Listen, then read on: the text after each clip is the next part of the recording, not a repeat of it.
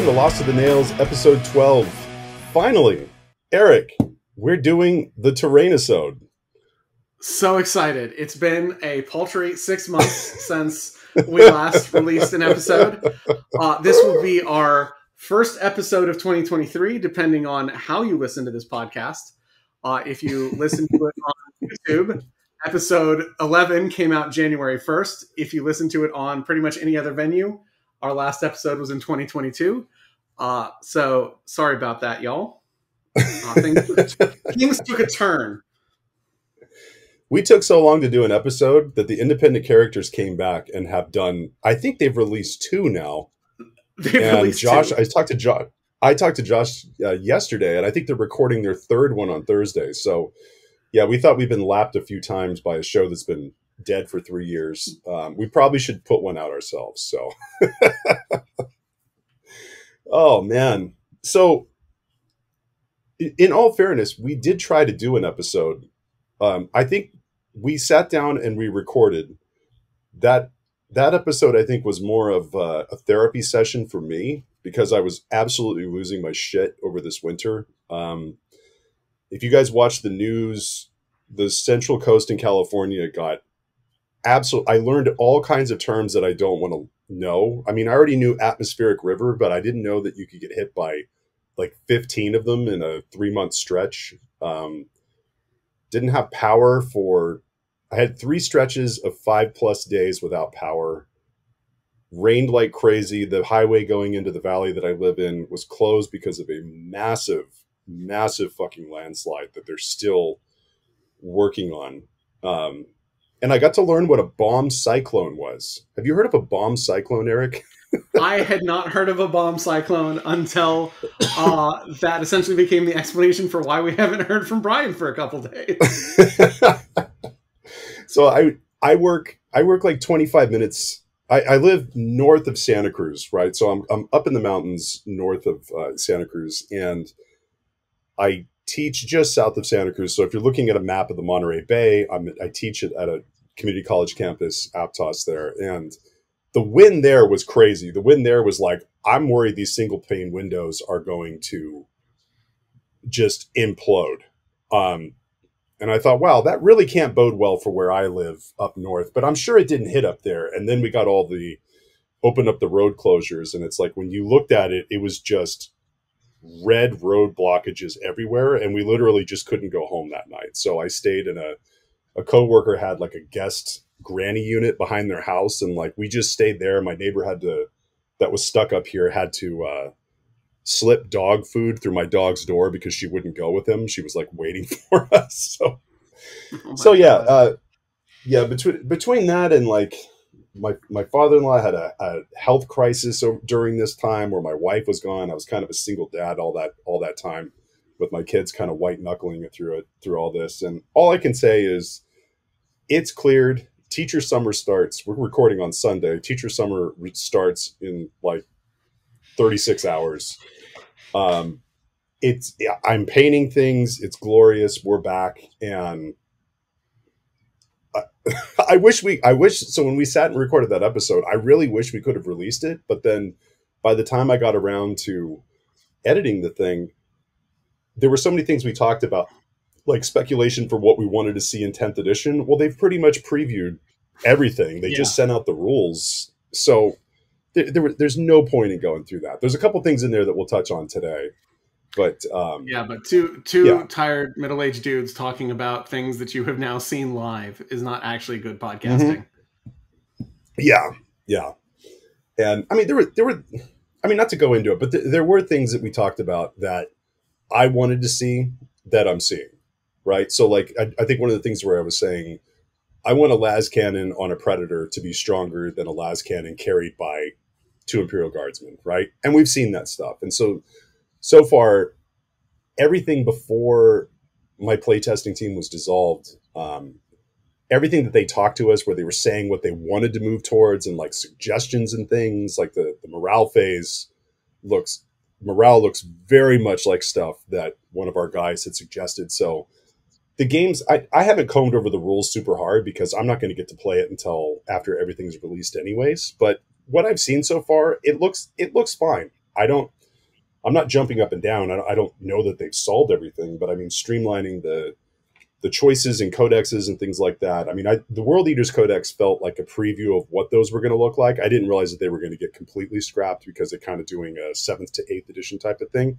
And I don't feel like I'm ripped off after buying the World Eaters Codex and the stratagem cards and all that sort of stuff. Like I'm fine with that. But then again, I hold on to those things and keep them as reference material. And I'm just happy to see the World Eaters get a codex. So we'll get into more into that next episode. So one thing we did discuss, and I think this is this isn't like a major announcement or anything, but we had been joking. I'm not even sure if we joked about it on air or not, but I know that just in our conversations internally, we've been joking about this, but about taking the show. I don't know how to explain it. It's not like I'm not going to talk about 40K because 40K is always my anchor point. If you look at my desk right now, it is 80% 40K models with a little bit of Titanicus and some heresy stuff and this, that, and the other. But the stuff that we talked about this in the episode we didn't release, the stuff that I'm really into and what really interests me right now, and I don't know if this was just because 9th edition was one of my least favorite editions, but is really the stuff that I'm really juiced over is all 40K adjacent stuff. And, we'd kind of joked about taking the show in that direction. And I think it's a move that makes sense. I mean, we'll talk about 40K stuff. Obviously, we're going to talk about terrain today, and 40K is going to figure heavily into that conversation. But, rather than going with a straight, the thing at the end of Splintermind that kind of killed it for me, one of the things was that we were trying to be like the guys that tell you how to play your army, and that's just not who I am. And when we stopped the show, when listeners would ask about certain episodes, they were like, "Oh, I really want the one that you did on like theming your army, or the one that I really, kind of the timeless stuff like that." That's the stuff that I'm more interested in, and that's the stuff that I feel like we both have more to contribute in that area. So like this Terrainisode is really in line with that sort of a thing, rather than, let's break down the new World Eaters Codex and the top, my top 5 stratagems, or, top 5 deployment strategies for World Eaters, like that's not me. And that stuff is everywhere. You can get that anywhere. And I'm just not interested in playing that. Yeah. Eric's top tips to get you on mid table is not actually gonna set the world on fire. Oh fuck, Eric! I just sprayed coffee all over the Oh Jesus Christ! And I sprayed it onto some volcano cannons too. Oh, that's fitting. Oh Jesus Christ! I am not editing this out either. God, I think some jackals just got a fucking coffee spritzing here. It's weathering. It's weathering. Oh man, I just need to drink fruit punch, Eric, when you say shit like that. Then my jackals will be done here. So yeah, I think we were both in a place. God. I think we were both in a place our last episode where we had both sort of gotten tired of 9th. I think I have fallen a little bit further down that rabbit hole because on my desk right now was a bunch of 15 millimeter or 30 years war pikemen. Yeah, I think the thing with 10th, I'm really conflicted about 10th. I've been wrestling with this for a bit because it's not that I'm not excited about it. But it is that it hasn't really relit a desire to do a lot of 40K. Got it. It's nothing's wrong with it. Someone was like, "Oh, so like, what would you change?" And I'm like, I don't know that there's anything I would change. It seems fine. So the things that are actually sort of exciting to me are, like you said, 40K adjacent. The thing that excited me the most about the entirety of the last sort of wave of video releases was the 15-second, this is definitely a Heresy era epic. That I could feel my wallet trembling. Whereas I'm not ordering a Leviathan box because I don't need it. I'll get the Yeah. rules at some point. So Lost to the Nails, maybe the 40K adjacent podcast of choice. Joining the Badcast in the 40K podcast that talks about games that aren't 40K. When they released that video where it just showed, it has to be epic. There's no way it's not. Yeah. When they showed that video, I think I texted you. I was like, okay, we're finally an epic podcast. Yep. Or we're going full 8 millimeter, because I'm assuming it's not 6. When that comes out, we are indeed going full 8 millimeter.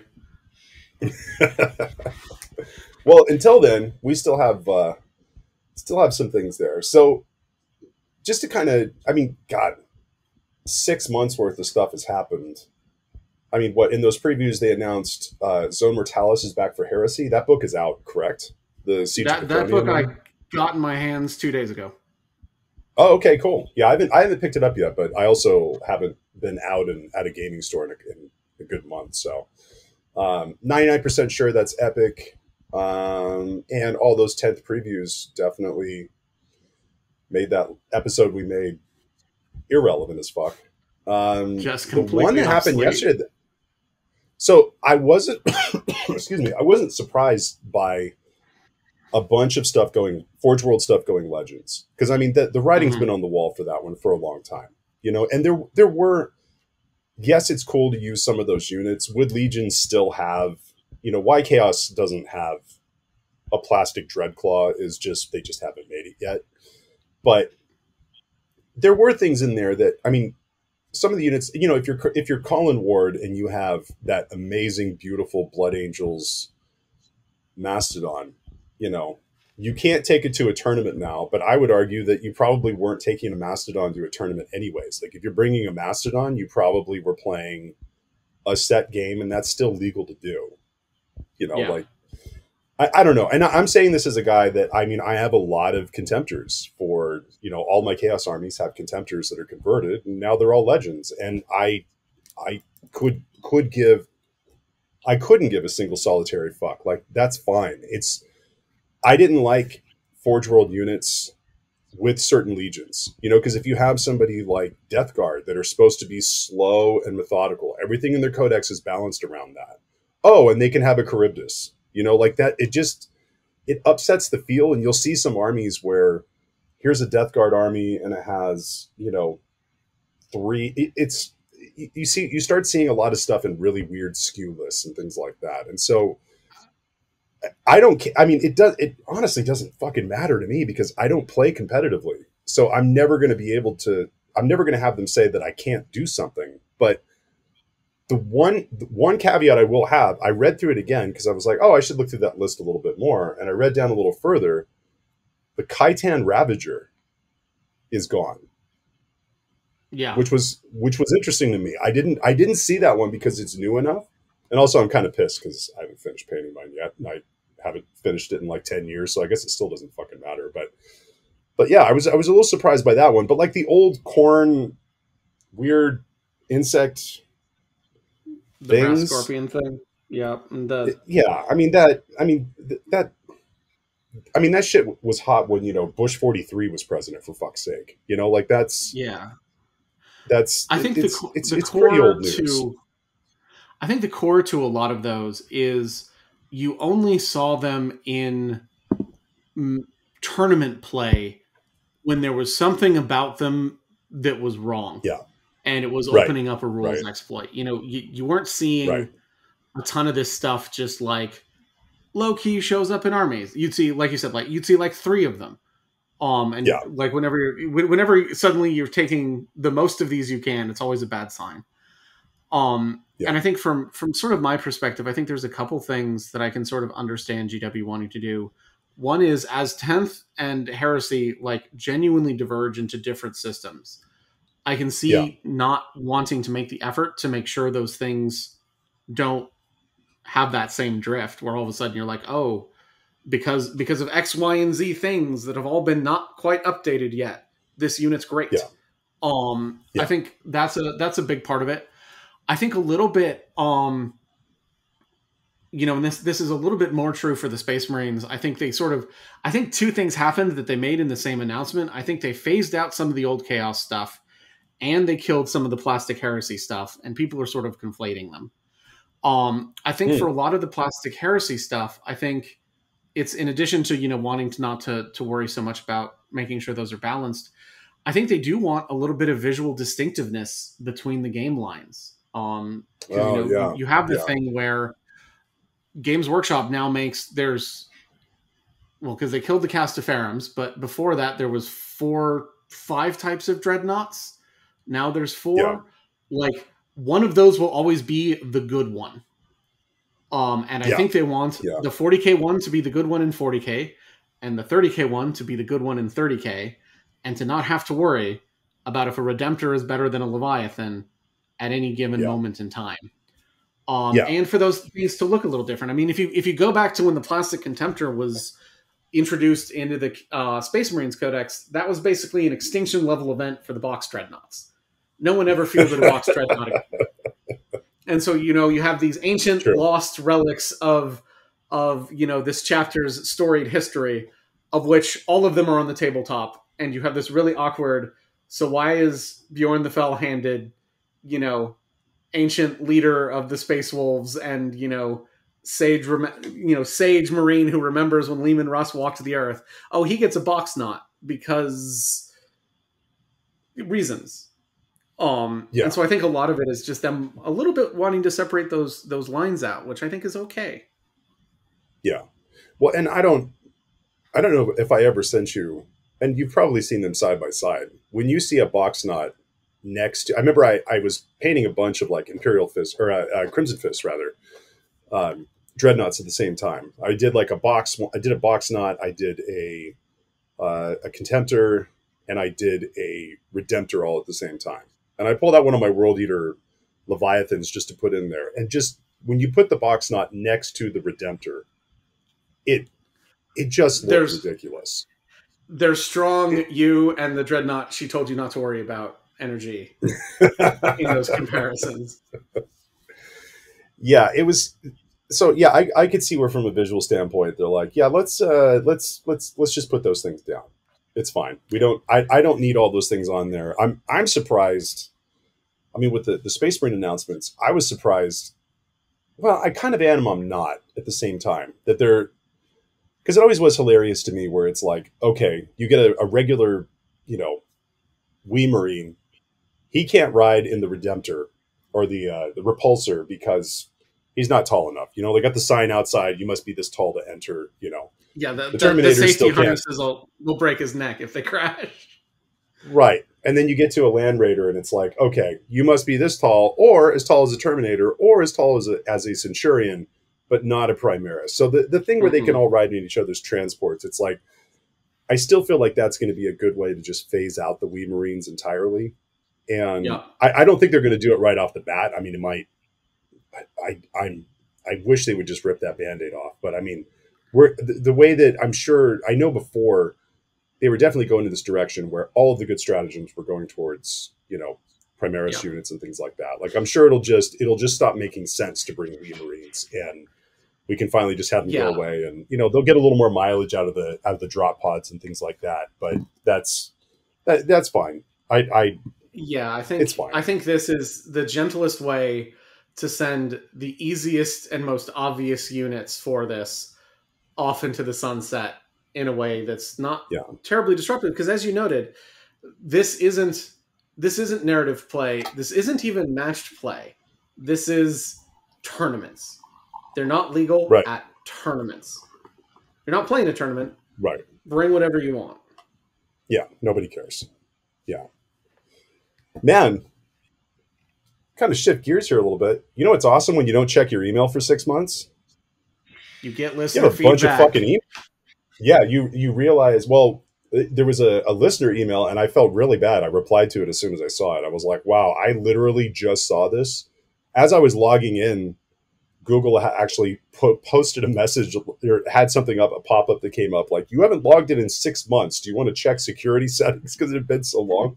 Now, I will say we had a bunch of ones from like, hey, I'm, Joe Jablonski from fucking pod motherfucker or whatever the fuck, and we think your show would be, these automated bullshit emails.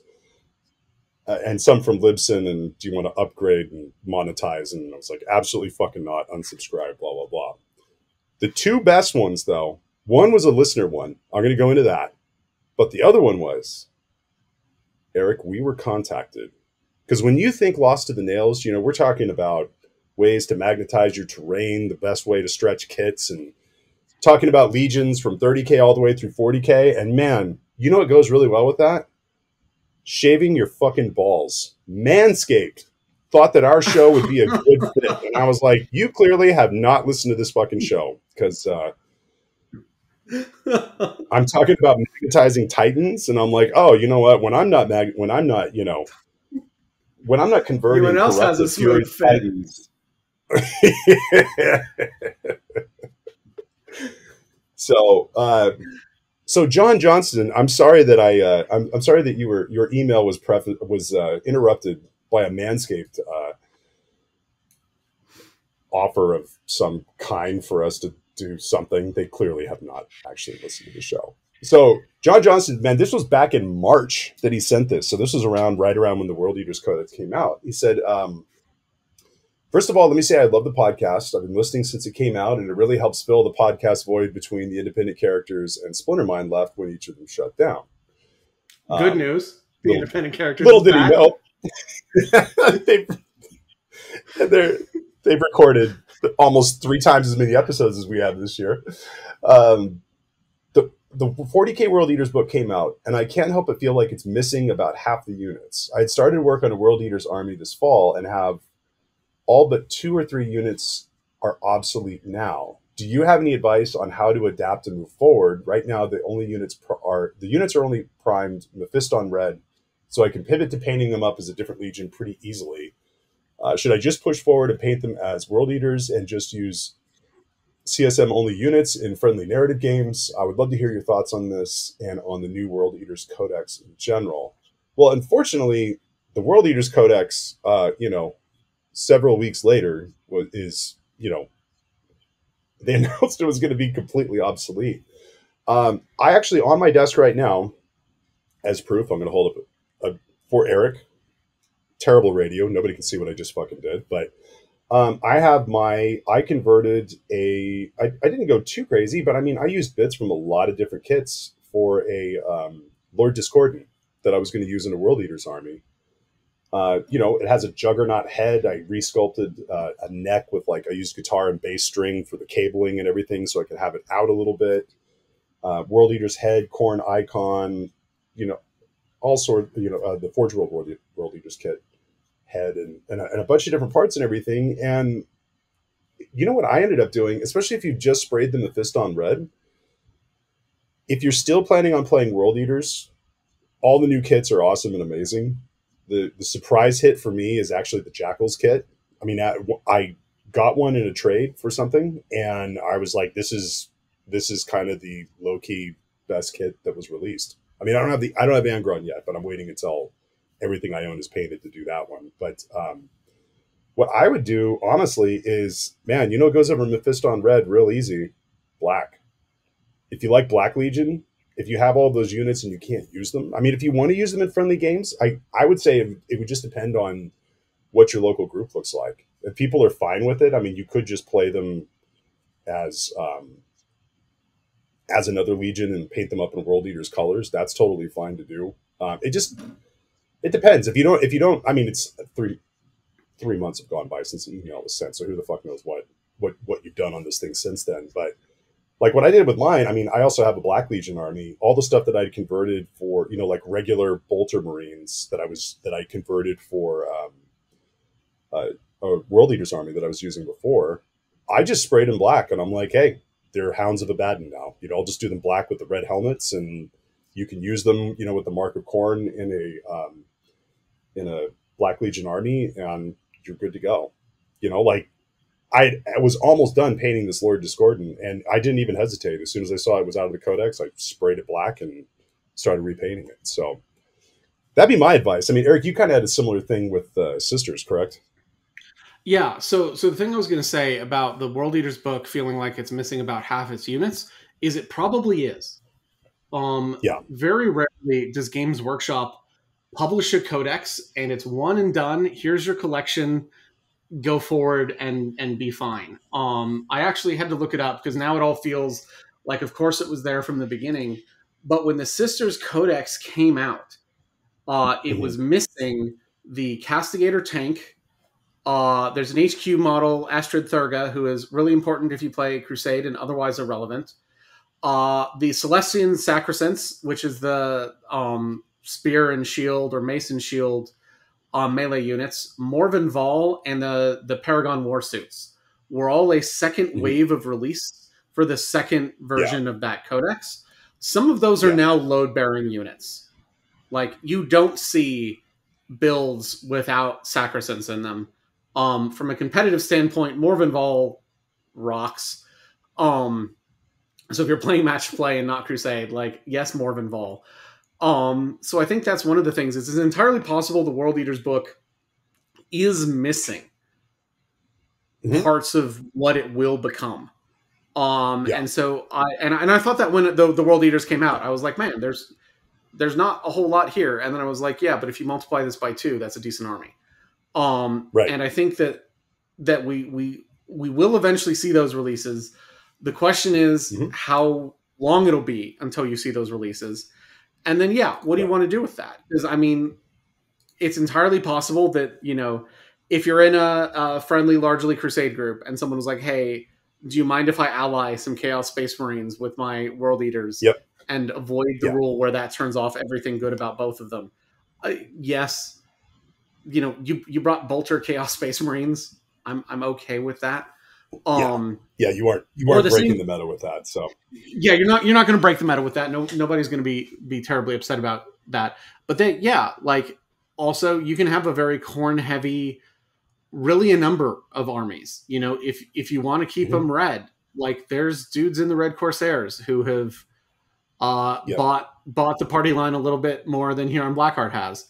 And there's a lot of ways to do that where I think you can be a little flexible. But I think more for the World Eaters is probably going to come, because I would be surprised if an army that's as sort of deeply ingrained with 40K fans as the World Eaters are, doesn't get at least a second wave of releases. I don't. The release was really limited, and there were certain units that I was kind of surprised were taken out. But and certain ones, like I don't necessarily think of all the demon engines when I think of World Eaters. But I mean, with them leaving it in there, I was like, okay, it's a thing you can work with. And so I'm not worried about the arm, even if let's say it's a year before they get any sort of releases. I'm not worried about this army not being able to hold its own. I mean, in the end, World Eaters they play one note real hard, and it's an awesome note. And you can argue there are some beautiful harmonics that reverberate above that one note, but they're playing in one key all the time. And they have the units to do it. Like units like Jackals, I dismissed that unit completely. Then after digging into it a little bit more, like that is an absolutely viable unit. Like I remember Goonhammer called it the cultist unit that nobody was asking for. It does a lot of things, and the models are really great looking. So for right now, I mean, what my plan right now is, because they will release units. When you read like the Lord Invocatus fluff, he's supposed to lead, and you see the artwork. It's like him, which by the way, it's the stupidest fucking special character. I get that in the 9th edition rules, if you're playing competitively, it was an auto take with the whole, like, hey, let's send a couple units forward and all this other horse shit. But I mean, it's basically the Khorne Juggernaut riding version of Doom Rider, but instead of cocaine, he's just like on fire or something. But it describes, other units of Juggernauts going with it. So I'm sure there's going to be, a unit of just Juggernaut riding space, because they describe it in some of the fluff and things like that. So I have no doubt they'll be there.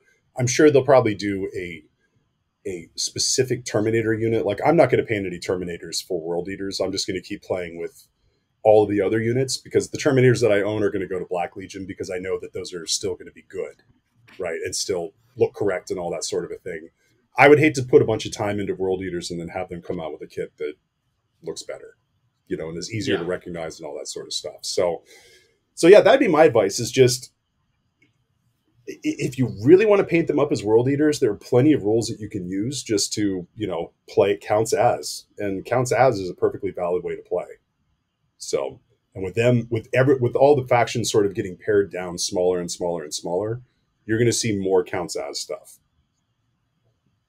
going forward. So I hope that helps. Eric, if it didn't, or you have any other questions or whatever, I promise I'll read my email faster. I won't take 3 months to respond to this to anything you send again, but hopefully that does it for you. And hopefully you haven't already, I haven't seen any videos of somebody lighting an army on fire on the internet that was World Eaters. So hopefully, so yeah, we're hopefully marked safe from setting our armies on fire. Okay, so let's take a break here, and then we're going to jump into this topic. So we're going to go through and talk about terrain. We're going to talk about what do we have for subheadings here? Man, these notes were made a long time ago. Form, function, assembly techniques, painting techniques, and then buying it. Yeah. And then how to purchase your shit. Absolutely. Okay, let's take a break here, and on the other side, we'll jump right into that. Man, that was a fucking terrible transition. I'm not looking that up.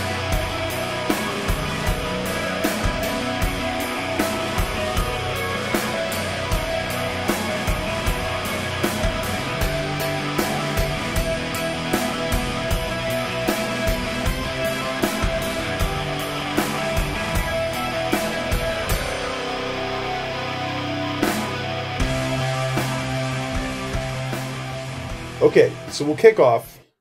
And by the way, we're doing this for like the 3rd or 4th time because Zencaster keeps taking a shit on us.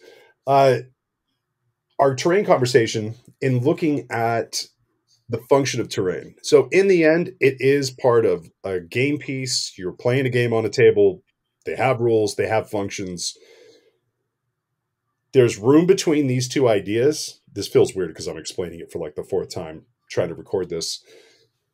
There's like the extreme tournament, a bunch of right-angled L-shaped pieces, everything's symmetrical, doing that kind of a thing. And then there's the kind of extreme, I don't want to call it extreme, but I know like Carl in the Independent Characters has talked about terrain as being like the 3rd army on the table. I don't buy that. I mean, we'll get into that when we get into the visual parts of it.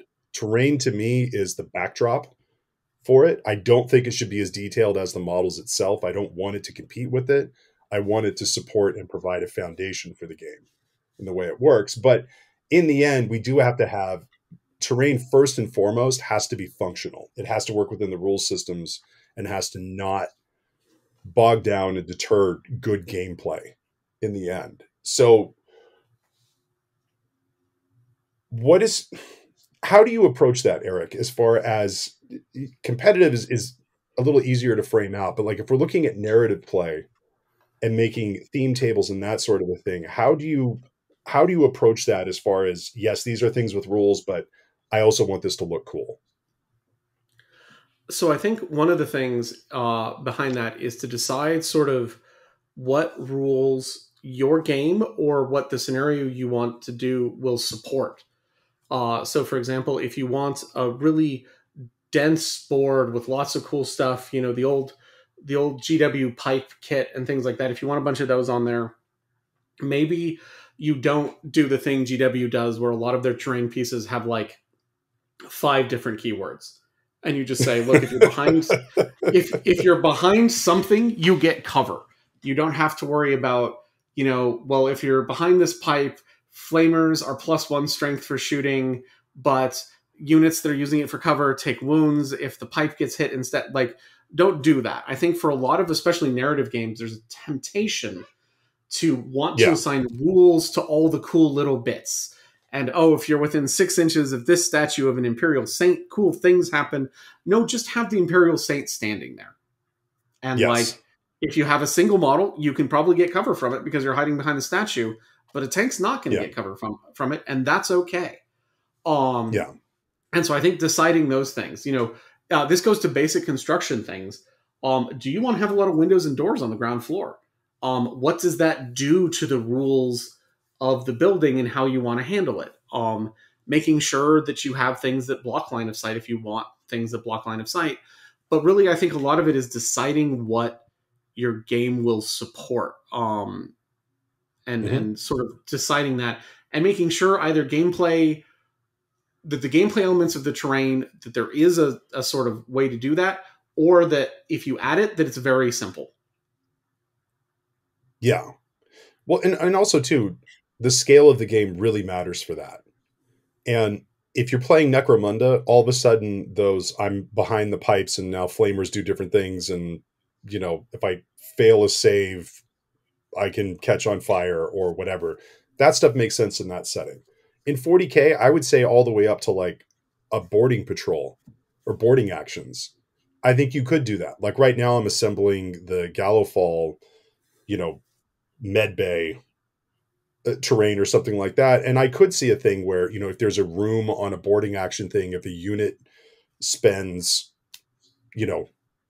doesn't move or doesn't do any actions or whatever, they can, I don't know, juice themselves up on whatever's in there to, restore wounds or something like that. That's fine when you're at that scale where I have 20 models or less and I can keep track of that stuff and it's not going to bog the game down. But if I'm playing like White Dwarf came out with a bunch of scenarios where they put little tiles down for boarding actions, and it's like, yeah, the floor here's gotten a little bit spiky. That's not great.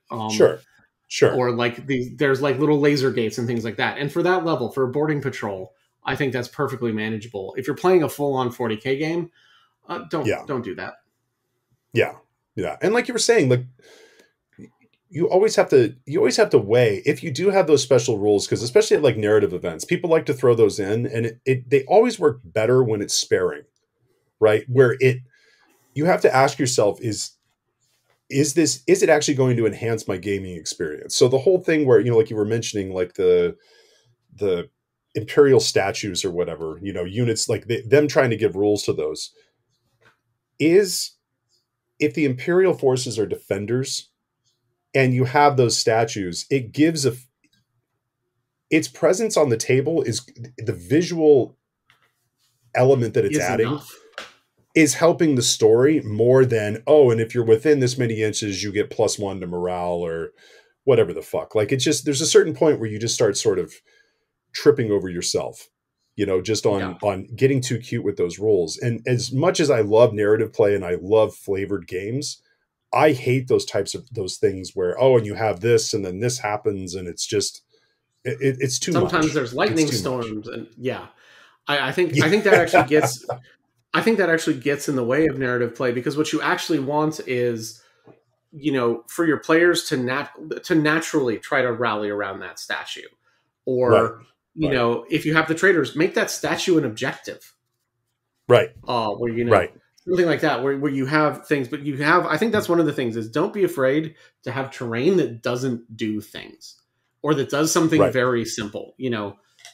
If your line of sight is broken by this, you get cover. Great. Done. Mm-hmm. And so I think that's one of the things is trying to decide that. And I think that's where, I'm a little sympathetic to how competitive tables look, because they want unambiguous terrain. This blocks line of sights. This is a road.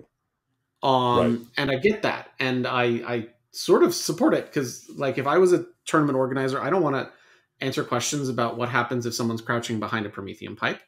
And I think that goes to sort of not only the design, but ironically, the third point we have on here, which we're going to hop to now, which is the idea behind the density of the table. Yeah. How dense you want it. And I think one of the things that's important to remember about density is that it can put sort of your thumb on the scale for what type of game you want to play and what units are advantaged in that type of board. So for example, I'll use two examples of boards I am either working on or have built. I have a wrecked void ship board that I use for Adeptus Titanicus, and it's big. It's got big line of sight blocking terrain pieces, and it's pretty dense. And the idea behind that board And what I wanted that board to convey was that this is a board where knights will excel, or being very Hmm. maneuverable and being able to hide is a huge advantage. And then larger titans aren't restricted. I make sure I take a little warlord base and sort of steer it through to make sure warlord can move around. But it should be more treacherous for them. They should be somewhat hesitant to sort of move into Hmm. the wreckage. But that is me saying knights are advantaged in this. Yeah. Similarly, I'm working on a heresy board where there's a choke point that's about the width of a Spartan, which means if that Spartan gets immobilized there, that player's got a problem and sort of a bad day and has to figure out how to get around it. That is me saying, hey, I don't want this to be an armored Right. list. You've got to have Right. a lot of infantry, people who can get over walls instead of go through them, things Right. like that. But that's me saying I want a particular type of army on this board, and like obviously you can't do that in a tournament. So that's one of the Hmm. things is it's not only design but also density. Well, when you were talking about the knight one, the table that favors knights, that especially if the players know that that like, let's say that you and I are both, we both agree we're going to go play on Wednesday, and you're like, look, I really want to play my knight banner, and I'm like, I'd like the challenge of being severely outnumbered and outmaneuvered the entire time. Like, let's say I was playing, and man, I'm totally blanking on the name of the maniple because I don't own a third warlord to do it yet. The But extergenists, I think. there you go.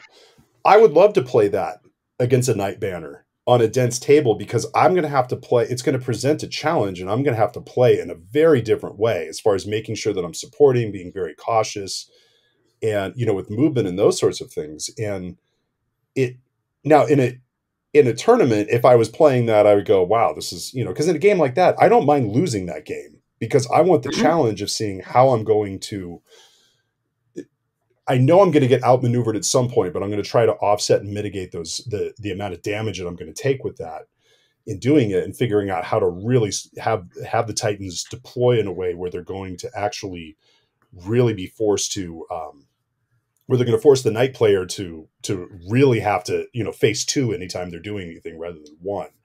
But yeah, it like you were saying, it's a matter of, you can put your finger on the scale a little bit. You just don't want to slam the scale straight down to the ground to where the warlord player Yeah, is trapped in a corner and just waiting to get picked off by wave after wave of lancers bravehearting it out of cover. So exactly. And I think that's the thing is in a narrative setting, that's the story of how a knight household like lured this maniple of titans into a trap, and then the titans yes, had to fight their way out, and that's cool. yes, In a hmm tournament setting, that's how Brian drew table 3 and lost a game, and that's not cool.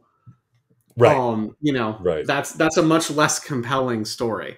And yeah, along those same lines, we've talked about whether or not your rule set will support it.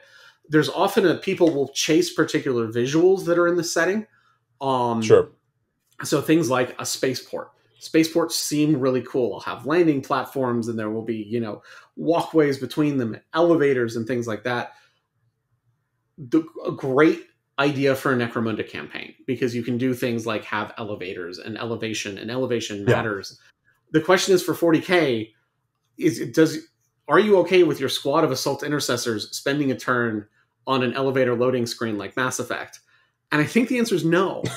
Um, Or the I mean, entire, what was that? What was the Blood Angel series? I swear there was an entire fucking episode of those guys riding in an elevator, and I was like, why in the yeah, fuck am I watching this? like guys, we could do better. And Yeah, so I think that's one of the things is like, have you, you know, one of the things I always ask is, can you get to the other side of the board in time? yeah, yeah, In one of these, and there are boards that are dense enough where the answer to that is no, because what you actually yeah, built was a Necromunda board. And right, that's awesome for Necromunda because Necromunda doesn't have a turn limit. right. Um, Whereas 40K, like if it takes you 6 turns and you only get halfway across the battlefield, you're going to have a turn or Yeah. two of shooting. This reminds me, there was a table that I really wanted to make. So if, God, this was 2020.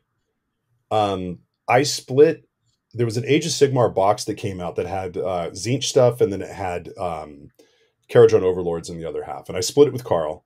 And on the box artwork was amazing because they had these. I've always loved the idea. I've always wanted to make a table of these sort of like floating islands or floating, you're looking at a hill, a plateau of a hill sort of like floating up and out of the ground. And I was like, God, it'd be great. You could, so I'm like, you're thinking of a battlefield only upside down because you can have units on the ground and then you have this. And I'm like, but you'd have to like make some kind of a rule for elevation changes or whatever. Cause in foot slogging, and I realized I was like, this table would look awesome. And it would just be a fucking nightmare to play on. Like it just, it's just getting too cute. It kind of goes to like you were mentioning the whole spaceport thing where, yeah, it's cool. You have this elevator shaft and you've got all these things and landing platforms. But if it takes you 8 turns to get across the table and a 40K game is 5 turns long, then what the fuck are you doing? So it's, unfortunately, it's like as creative as we want to get. Yeah. Sounds like as creative as we want to get, it's there. Yeah. And like I've struggled with this.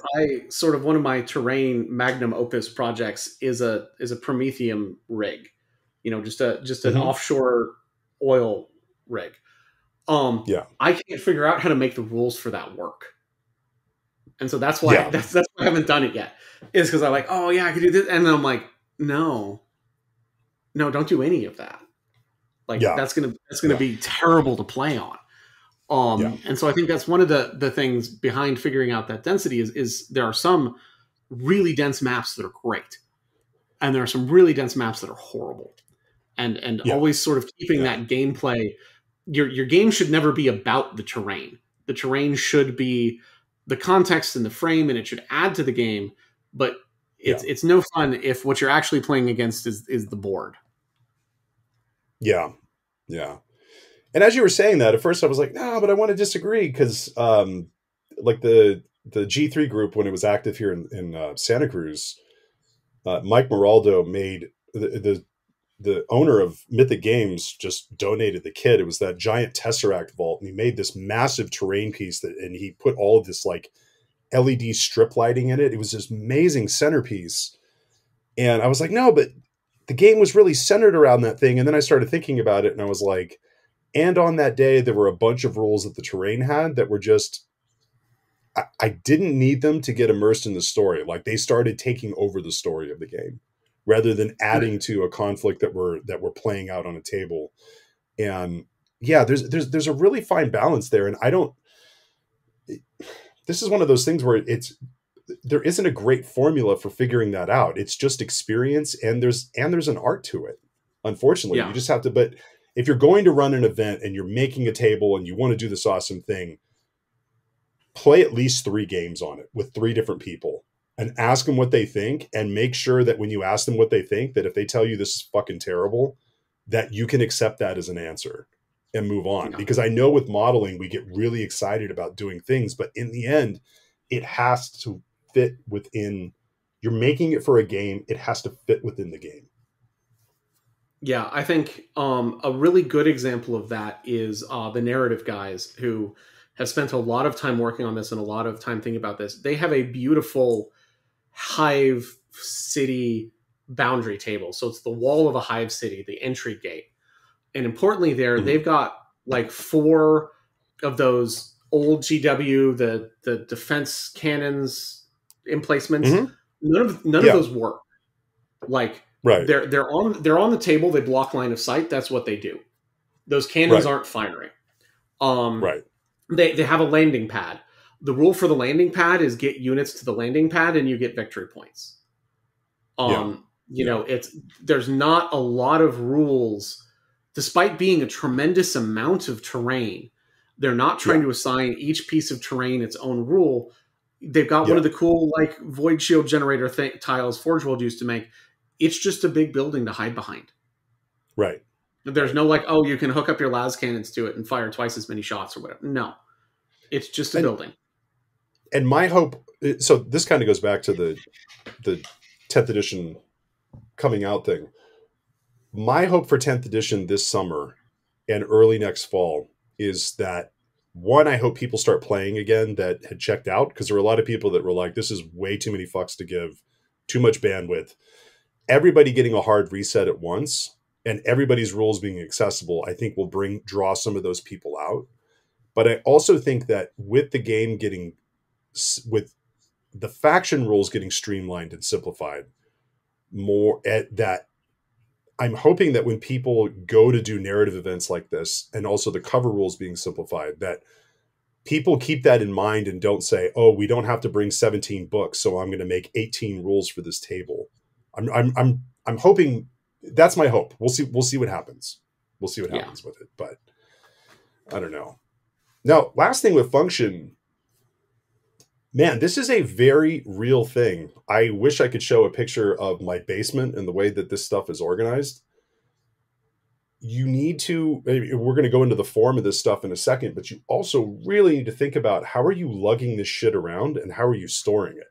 You know, I mean, if you have a local store that can store this stuff, you have to understand that it's going to get beat up, because it just does with regular use. But how are you going to store this stuff? I mean, how do you store your terrain? What's your sort of go-to? Like you were mentioning this crashed void ship table that you have.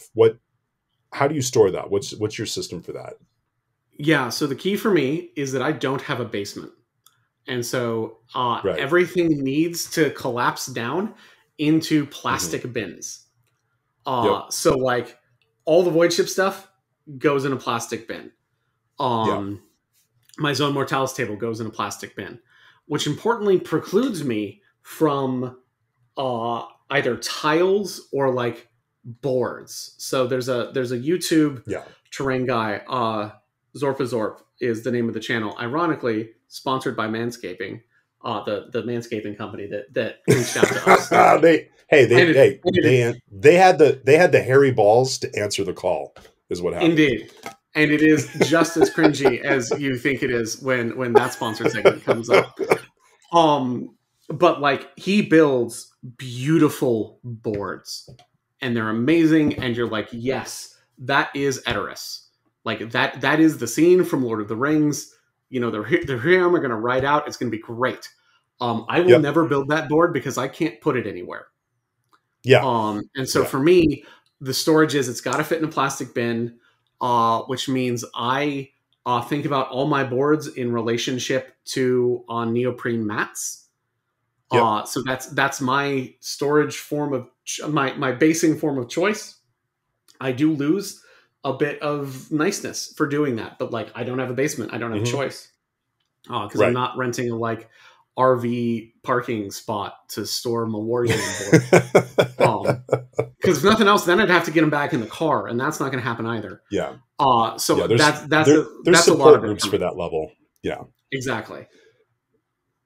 How about you? So I'm exactly the same way. So I have like I was mentioning, my Crone World / Maiden World Eldar-ish, Space Elf non-IP infringing Death Ray Designs terrain table. And there are, I have these stacked, foam, pancake, the flapjack stack, mountain, rock features and things that go with it and everything. All of that table goes down to 2 crates.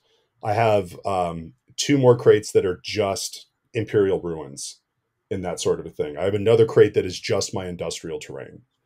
And sometimes people will want bigger pieces that do, you see some of these big, amazing pieces. Now, a board is absolutely out of the question. I have a basement, but even then, my house only has 2 closets in it in all of the house. So storage here is absolutely at a premium. I mean, we're just bursting at the seams with crap. It's not that big of a place. And so it has to go down into the basement. A board would never work.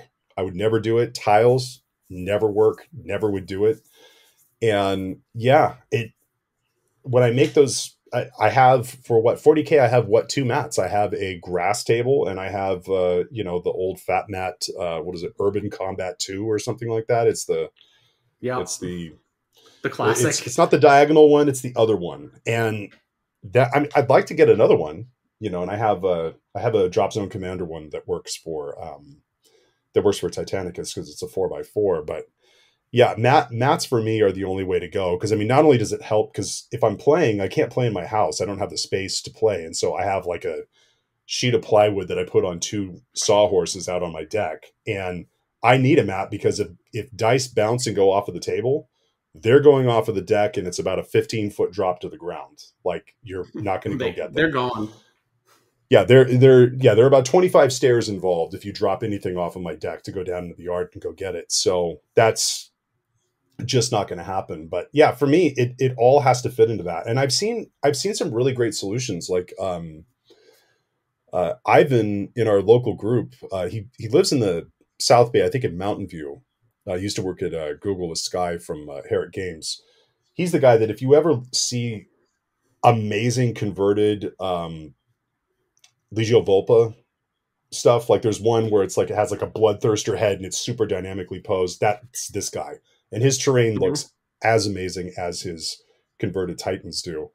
And he had all those Titanicus ones, and he just has like a metal toolbox, and he just magnetized them so they stick to the lid, they stick to the walls inside, and he has, and he has some pretty large pieces, but all of it was built where he was looking at what am I willing to lug around.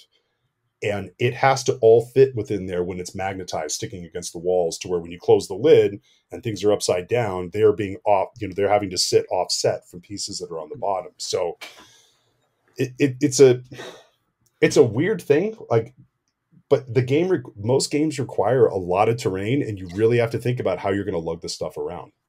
So yeah, and I think importantly, thinking about that doesn't preclude having beautiful terrain. It just means you have to think about how to do it.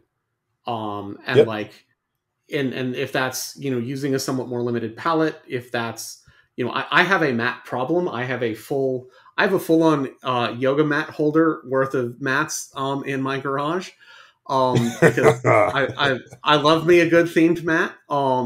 Yes. But like, I think that doesn't preclude having beautiful looking boards.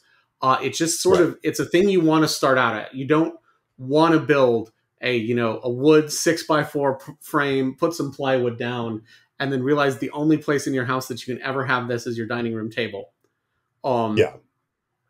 Unless you're, single and real devoted to this hobby. So I think that's an important thing, because if you have a game room, like, if you live in a place where you can afford a, 4,000 square foot house and you've got a Warhammer room, go nuts, King, and build whatever you want. And please do invite me to go play there. If you're talking about, like, our club has a clubhouse, we could probably do some really nice boards there. But since that's a public venue, everything gets a little bit battered. So what we've done instead is we've gone to really big mats. Because they're slightly easier on the knuckles than flocked boards. Like, it doesn't preclude having really beautiful terrain. It's just a thing you need to think about. Where am I going to put this? How does this break down? How heavy is the container I have to haul around? If you're talking about MDF stuff, a single crate of MDF terrain is a full person's job to get that up a set of stairs. Yep. So let's just spill directly into the form conversation, because I mean we're essentially knee deep in it at this point, anyways. So the first bullet point that we have here is a really important one, and we've kind of gone over this with talking about the spaceport thing and that sort of a thing. So knowing when to say when, your table ain't a diorama. This goes back to that whole conversation about framing the game. And damn it, I realize I'm just spilling straight into our second point here, but these are both, these are both part of the same conversation. I don't, that's the thing, is that sometimes you'll see games where you have these tables that are very elaborate, and whenever I see them, like at events or things like that, and you'll see one of these tables that are just really elaborate, absolutely amazing, over the top, the people that are doing that are modeling and painting this terrain, top of their game. I mean, it looks like it should be a picture in White Dwarf. I don't look at that and say, I wish I could roll dice on that table. I look at that and say, this looks like a pretty place for me to slap my models down and take pictures. Like, you lose, like the functionality, and as much as I love terrain, and I absolutely love terrain, it it just can't be the focal point of the thing. Otherwise, it looks like you're just creating a photo op more than anything. And that's not only going to go into the design thing, it's also going to go into how you paint the thing as well. So I don't know. I feel like I'm plowing over a couple of points here. I mean, what would you add on that? Yeah, so I think for me, I have always felt that your miniatures should be the center point of the battle. You know, that this Yeah. is what you're bringing is your army, and good looking terrain accentuates that. But there is a level of detail and fiddliness and things like color choice that will bring out the terrain to the point that I think it competes with the models themselves. And you know what you said, your table ain't a diorama. There is a whole hobby for this, and it's miniature scale modeling. Yeah. And if you want to make dioramas, make dioramas. That's awesome. Also, at least locally, that's the least competitive category at our local modeling show. So if you want to win awards for your modeling, make dioramas. Right. I've actually sort of played with one in my head that's sort of the last stand of Three Sisters of Battle in front of a church. It's not supposed to be a playable board. And I think Right. that's a thing, Cullen Ward and I have talked about this a lot with miniature scale modeling generally, is you'll see these things and you'll be like, oh my God, this is beautiful. I wish I could paint to this standard. And then you look at it and you're like, oh, this took hundreds of hours for a single tank. Yeah. I think the same is sort of true for certain types of terrain is, hey, if you want to do that, that's awesome. That's your hobby. And that's cool. Mm-hmm. Yeah. But is it playable? And if it's not, it's a diorama, and that's okay. Like, I like pictures on Instagram all the time, and I'm like, I have no idea how to play on that board, but like, it looks great. Display boards do this. But right. I think it's one of the things is, don't look at it's the same thing for, don't look at those tanks and then go, my Lehman Russ needs to be painted to that standard. Don't look at right. a Warhammer World display case and go, my City Fight board needs to look like that. No, your City Fight board needs to be able to have someone reach around a building to move a unit without lacerating themselves on a spire.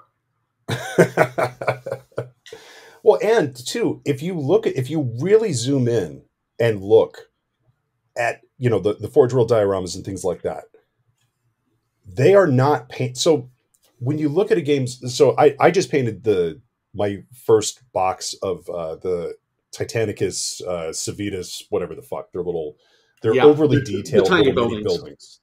And there's a thing, I mean, you always use the term ignorable detail. If you sit there, and it was funny, I tried it on one because I was like, I have a theory. And I was like looking at pictures of ones that that guy Ivan that I was talking about. I took a lot of pictures of his terrain because I was like, it's very close to what I wanted to do with mine. And I was like, you know what? I'm going to pick on the smallest building because this will make or break my theory. I was like, I'm going to paint just the center sort of trim and frame on the doors in a steel color. And then I'm going to paint like the little vents and things in steel and do this, that, and the other.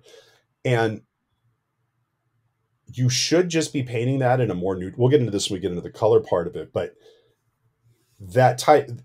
all of that detail doesn't get painted. Now, if I'm making a little tiny diorama of, an ejected, head of a Titan with a, 3D printed crew, like being rescued by something in a fucking rhino or whatever, all of a sudden, all those little tiny lights and things that are on the kit, I actually would want to paint in because your focus wants to go down that far. But if you look at like the Forge World kits or the Games Workshop kits, if you look at the little individual sections, you could lose your shit just painting, like, especially with like the boarding action terrain, like one of those little, 6-inch wide, 2.5-inch tall sections, you could lose your mind painting that thing and all the details on it. But you don't want to do that. And when you look at the Forge World kits, or the Forge World dioramas, they are not painted to that standard. What makes them nuts and over the top is the scale of them. You can't afford the size.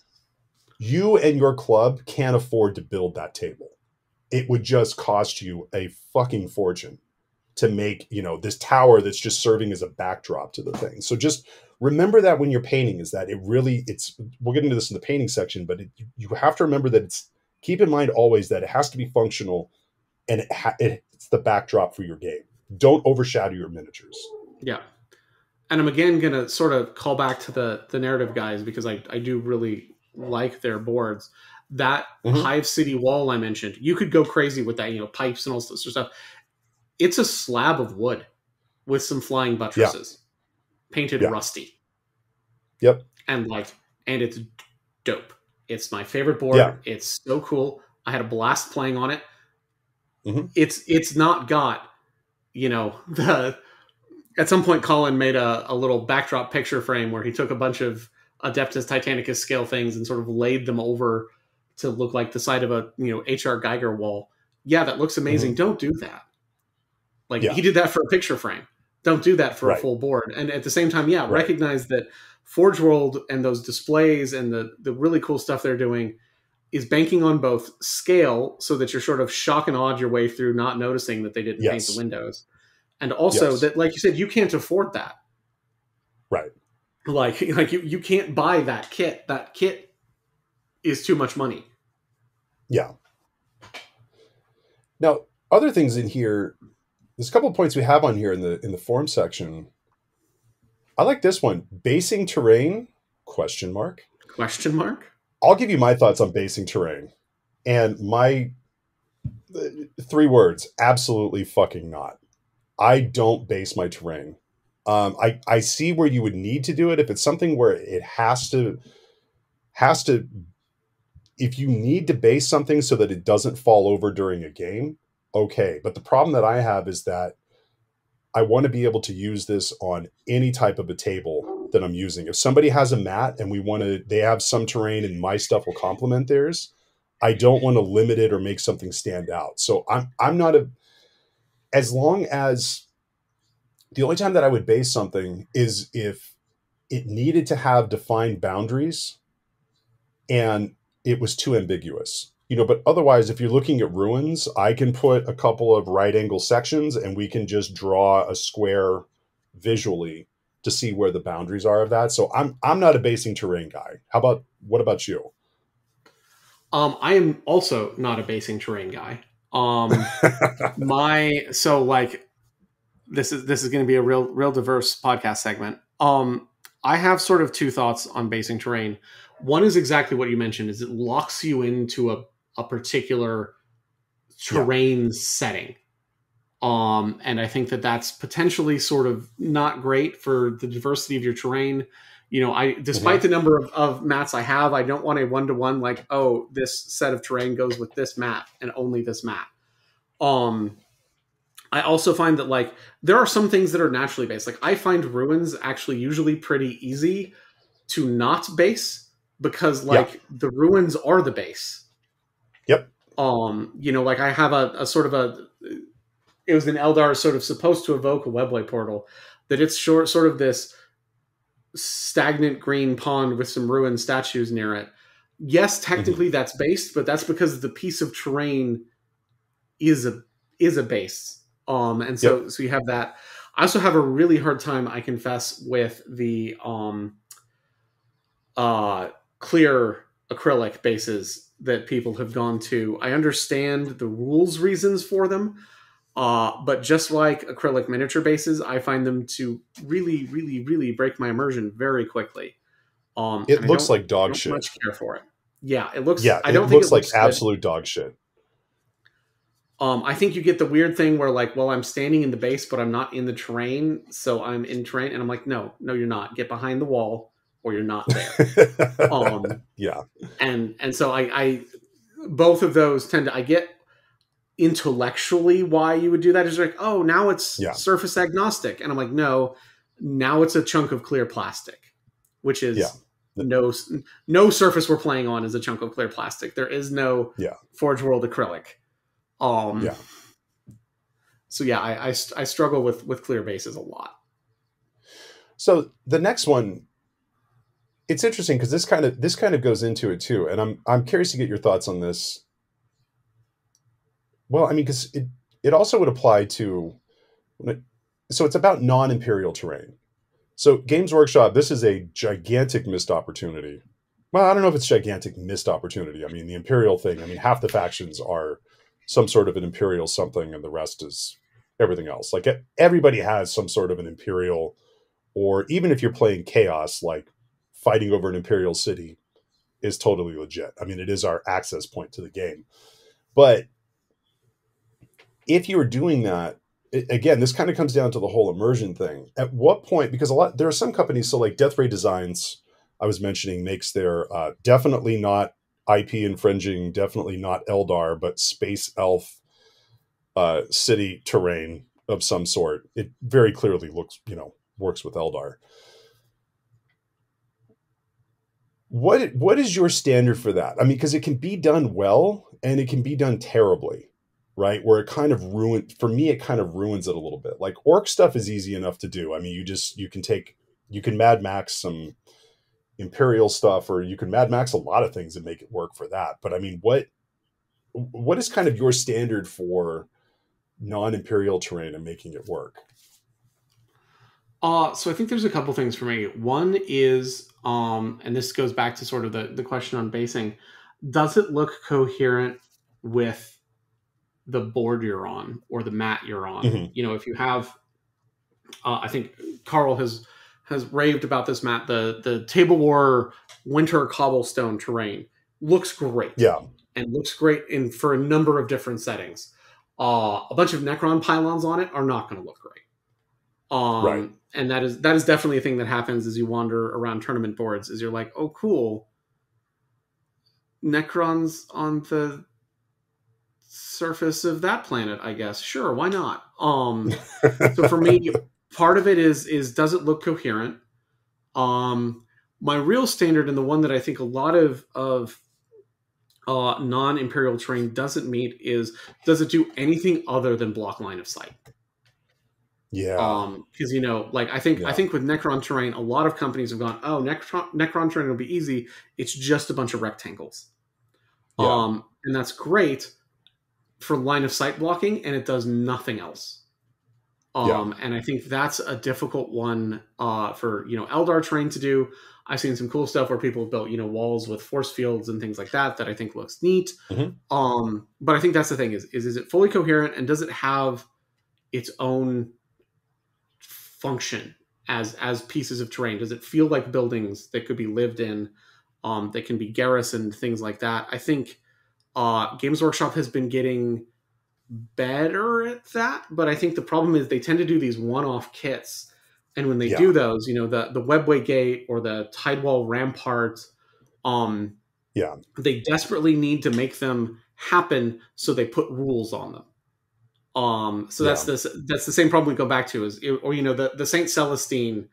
Well, it's not Saint Celestine. It's some sort of Imperial Saint statue for the Sisters of Battle. That has to have a bunch of rules, but why? Like, I just want a cool statue kit. I just want Tau walls and Tau buildings.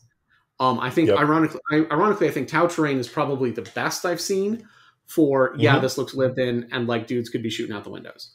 Eldar terrain has trouble because it's all this sweeping sculptural, etherealness that doesn't feel like you could, hunker a group of Space Marines behind it. And then I think Necron terrain has the exact opposite problem of like, yep, it's rectangle that's green and black. Cool. Funny enough, I haven't looked at it in a while, but Death Ray Designs, the same people that did the definitely not Eldar space elf terrain that I have, they also have a full set for Necron stuff that it actually looks like it works. Interestingly enough, it kind of solves we just have weird little obelisks here and there and that kind of a thing. Now, a different note, this isn't in here, but I'm just curious to get your thoughts on it. I don't play Necromunda. I have stuff for it, planning on getting into it. It is very much my jam. I'm curious if you run into the same thing or not. I actually really have a problem with a lot of tables that I see people put together. They're like, oh, I 3D printed a bunch of just shit. in the end. I mean, it's kind of like, well, it's all industrial looking type stuff. And you look at it and I don't know what it is, because for Necromunda, you have a smaller board, but you have a much denser setting. So from a terrain standpoint, like you kind of end up spending what you would almost spend on a 40K army, even though you're only buying a box or two of things because it takes so much terrain. But for me, Necromunda really has to have the functionality part of it, but also using non-Games Workshop terrain or stuff that isn't made specifically to look like it works with it really kind of I've seen a couple of tables that people locally have, that have good painted stuff and everything, and it just kind of takes me out of it a little bit. I'm not sure if that's your experience also. Yeah, so I think with Necromunda, yeah, first of all, you're not saving any money on terrain if you decide to play Necromunda. I think a lot of it is, again, it needs to be coherent, and it needs to be coherent with the setting, Yeah.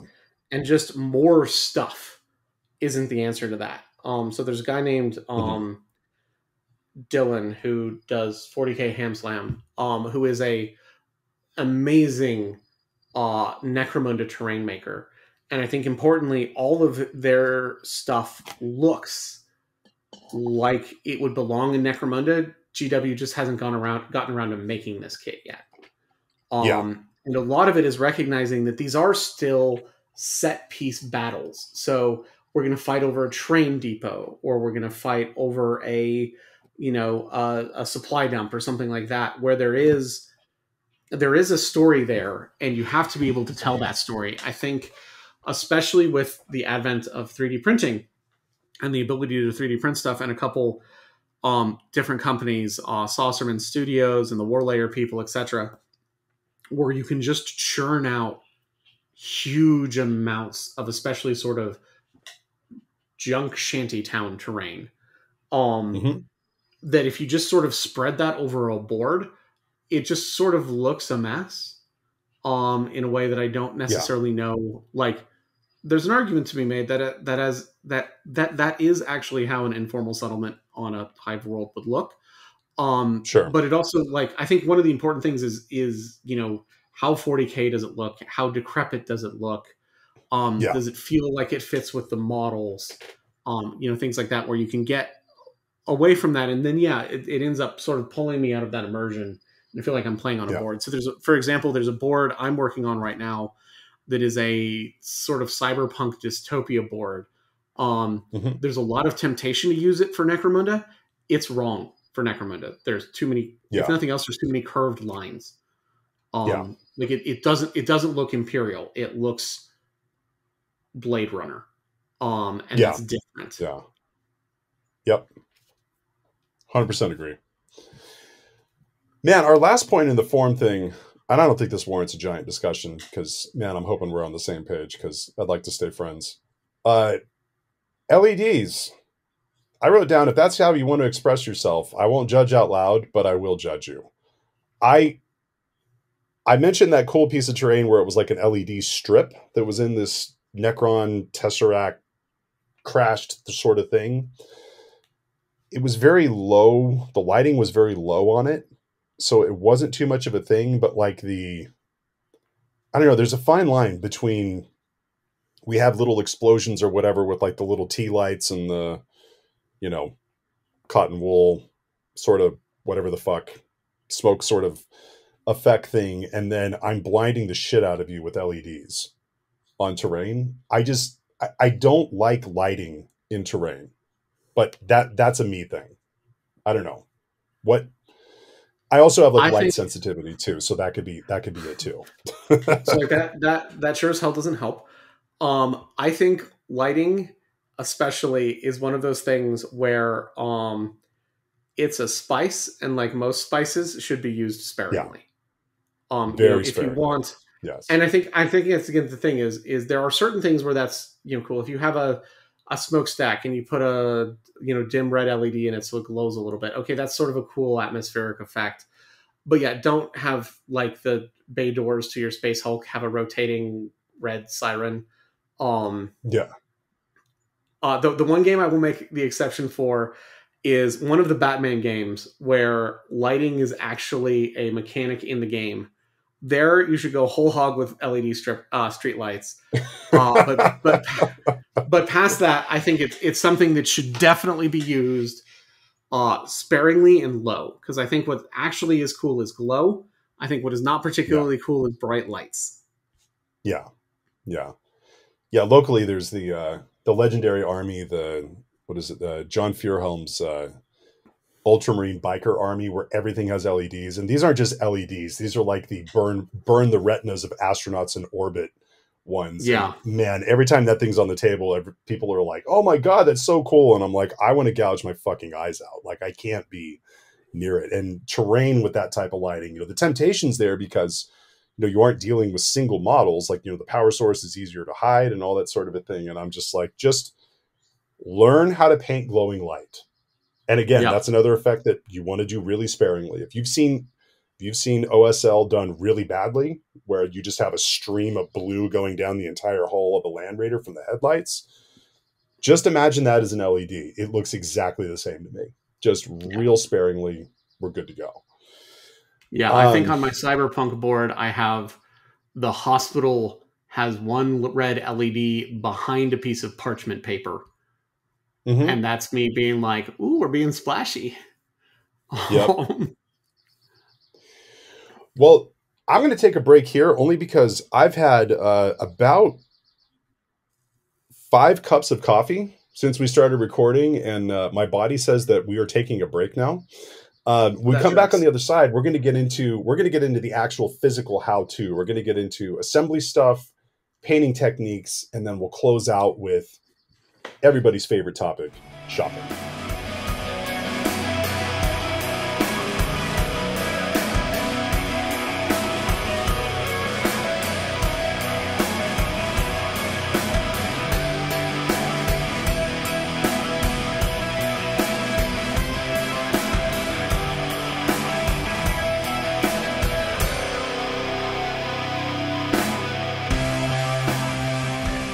Okay, so now that we have all of the theory behind and sort of thinking about the thing, let's get into the actual doing part of it. And this is the fun part of doing terrain. If you're going in and getting started with building terrain, you've already built models, you have clippers, you have super glue, you have spray primer of some sort. What are the tools that you're going to need outside of that for getting going with terrain? So I think that the genuine basic answer to this is you have all the tools you need.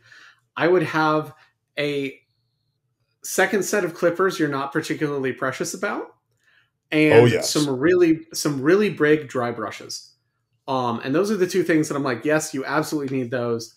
Down the sort of terrain rabbit hole, I continue to think that the sort of killer app for 3D printers is Terrain. My latest terrain project was both an FDM and resin printed bit. Hot glue is occasionally handy for things. I think you're going to spend, if you're doing MDF terrain, you're going to spend a lot more time with PVA glue than you're normally used to for model building. Not super glue. Don't use super glue on terrain for the most part. But I think the tools are really there. I think the one thing that I would absolutely say is get a crappy pair of clippers. Don't go use your fancy Tamiya or God Hand clippers on terrain. It's bad. Yeah. So tools that I would throw in, and maybe I keep joking that the best part about being a middle-aged guy is owning tools and actually being happy about it and steering into it. So I think if you're doing terrain, and I think this for a lot of different things, but the number one tool that I would throw out there, and this is going to sound weird. Yeah, you have to have the fundamental stuff, like you're mentioning a hot glue gun. If you're doing, any sort of stacks with insulation foam or those kinds of things, a wire cutter is going to be a great thing to have. But the one tool that is going to benefit not just your terrain, but also your model building, you need a set of digital calipers. And this is the one, hot sand bed thing. I'm laughing because I'm pretty sure I consider that a basic tool. It is a very basic tool. And this is why we get along, Eric. But there are people that don't understand. And once you own them, I remember I bought a set, I think, and shipped them to Colin as a gift. And I was like, you will use these forever. It's true. It's not just in hobby stuff. It's going to come in useful for all sorts of things. But I think it's just really necessary, especially if you're making stuff or if you're modifying things, if you want to magnetize things. Like it just cuts so much guesswork out. It's going to save you a lot of time as far as measuring everything. Yeah, you need to know if that hole for that magnet is actually 20 millimeters or 20 millimeters ish. It comes in super handy if as I mentioned, if you're 3D printing and you're starting to use even really basic CAD software to fabricate things. It's handy to know how big something needs to be. So yeah, digital calipers are just an essential hobby product generally. Yeah. And like there's other thing. Yeah. And there's other things that you'll get into. Like if you were doing foam hills, right? Insulation foam using the pink insulation stuff that you can get at hardware stores like Home Depot or anything like, or Lowe's here on the West Coast. There are things where you can't spray paint that. So there are options you can get into. I don't have any specific ones to recommend because I just tend to use like, I'll go down to a hardware store and I bought a can of like some mist-tinted primer paint that I can just brush on, and then I'll spray black over that and then airbrush and do whatever I'm going to do with it. There are different things you can get where it's almost like people will use like gesso or things like that, or there are ones that you have that actually have like a texture to it. If you're going to get into the foam stuff, there's 1,000,001 videos on YouTube. There's whole YouTube channels, that kind of stuff. Yeah, there's whole YouTube channels about that. A lot of people essentially take Mod Podge, which is glorified PVA glue, and then dump a bunch of black craft paint in it and just coat everything. And then you've got basically a bomb-proof black shell you can prime over. And I think that's one of the things. It's sort of what tools you need depends on where you really get into terrain making. If you really like foam, and I confess I hate the feeling of foam, so I'm not really into it. You've got high-end wire cutters. Proxon makes like jigs for the wire cutting stuff. Like there's all kinds of stuff. If you really get into MDF terrain, like you can go buy a laser cutter. You know, there's all kinds of sort of different ways you can go with this hobby because like, and when it comes down to it, I was talking to someone else about starting to, you know, exude strong train dad energy. Like you want to go deep into this. The model terrain people have tools for you. Yes. And model terrain building is know your diorama is a diorama. And so like sort of like scale modeling, there's a little bit like, okay, so see what they do and then dial it back about 75%. But there's a lot of different tools for depending on what you want to get into. The foam stuff is its whole thing. You know, 3D printing is its own thing. There's lots of different ways to explore this particular aspect of the hobby. Now, while we're getting into like the physical stuff, I'm going to kind of rearrange our bullet notes a little bit here. Because the planning and the modularity versus set pieces thing, that's a conversation I want to get into after this one. But just as far as general tips, I'm going to confess, there are people that love assembling models. I am not that person, especially when it comes to terrain. I would much rather paint it. I hate assembling infantry.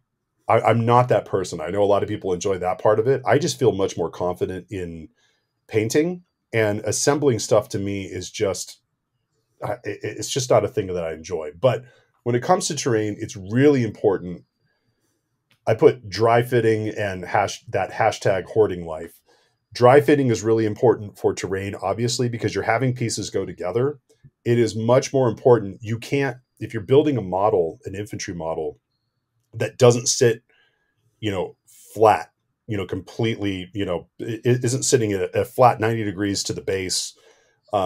You can fudge it, right? You can build up a little bit under a foot or something like that. You can pull that off. Terrain needs to sit flat.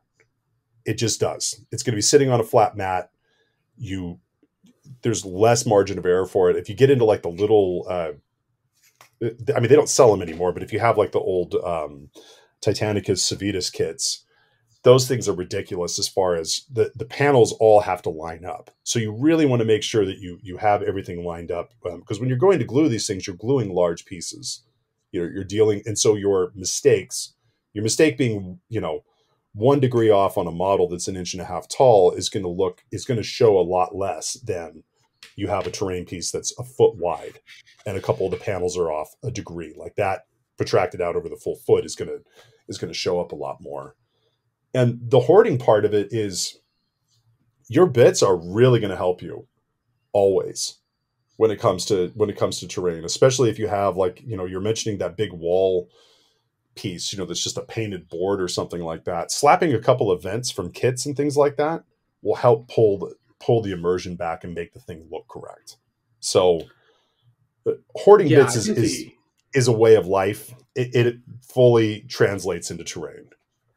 I think for terrain, it's especially become important with the GW kits because a bunch of the GW kits are secretly cross-compatible, and they just don't advertise that. So yeah, like, oh man, I need that bit from a Sector Mechanicus kit from 10 years ago because it'll hook up to this thing and it'll look really cool when it does. Then like, pipes and, the way to make something that's not particularly grimdark and 40K-ish is, to glue a bunch of skulls on it. You've got things like that, I have found my bits hoarding has been rewarded for terrain making more than it has been probably for other things, because you're just like, I have a solution to that. Yep. Yeah. Now, the plan. So before going into construction, man, I really am just jumping all over the place with these bullet notes. Planning and mapping. Now, this is where a lot of my terrain ideas die on the vine, because I'll overthink them. I've wanted to make a Zone Mortalis table for like an Eldar table. And my idea was, since the walls are basically just placeholders, was to order the definitely not IP infringing Space Elf kits from Death Ray Designs and not putting the legs on it, so that you just have walkways, and I was thinking, it can be modular. The landing pad could be like a room section that you go in. The planning stage sometimes is where stuff can die. Planning, I think, of all the current releases, I think that planning and mapping is most important. I mean, it's going to be important with the Zone Mortalis stuff, even though that stuff's pretty modular as far as the way that it sets up. But the Space Hulk, the sort of into the dark Gallowfall boarding action terrain, that stuff is kind of a nightmare a little bit for planning. What have you guys done as far as setting up those boards? Or are you guys doing the like build your Lego kit phase? I mean, are you guys all in sections? Are you guys magnetizing those? Or I have taken to referring to it as the Lego phase, and I hate it. Okay. My my full disclosure is I have a full bin of that terrain. And I am dangerously close to clipping out the little scattered bits I want, throwing the rest on eBay, and using the proceeds of that to buy another Death Ray Designs MDF Zone Mortalis board.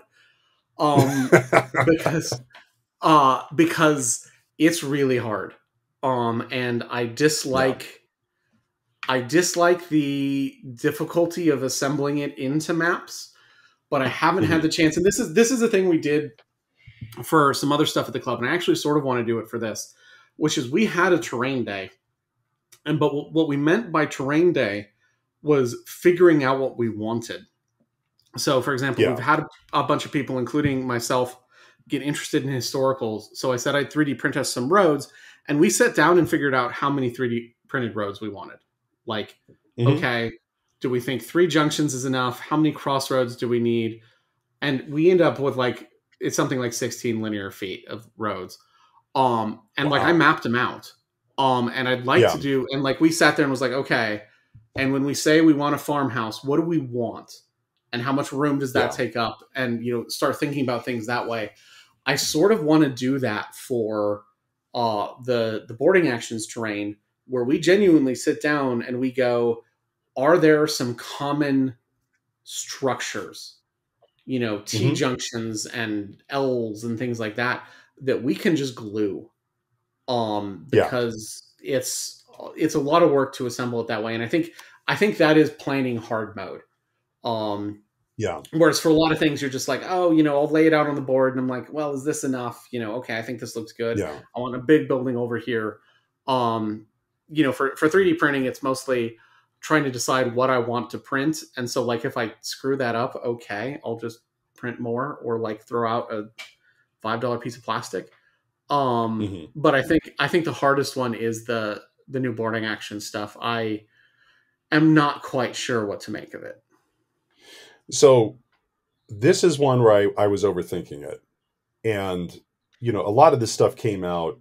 I mean, when did Into the Dark come out? That came out, jeez, like November, right?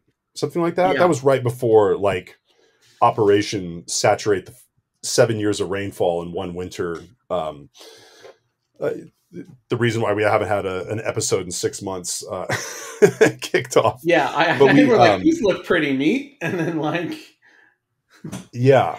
So the mistake that I made, I watched a video, and there was a great video on YouTube where a guy basically just took a Dremel and notched in where all those connections, he cut off all of the points where it plugs into the wall, put magnets in it, and then what he did was he just cut a notch right into the end where the inserts would go, and then just use steel wire and put it on the end, and then that way the magnets just go in. And when you do that, the end pieces don't matter anymore, because they're all just connectors anyways. And I was like, oh, that's actually pretty fucking brilliant.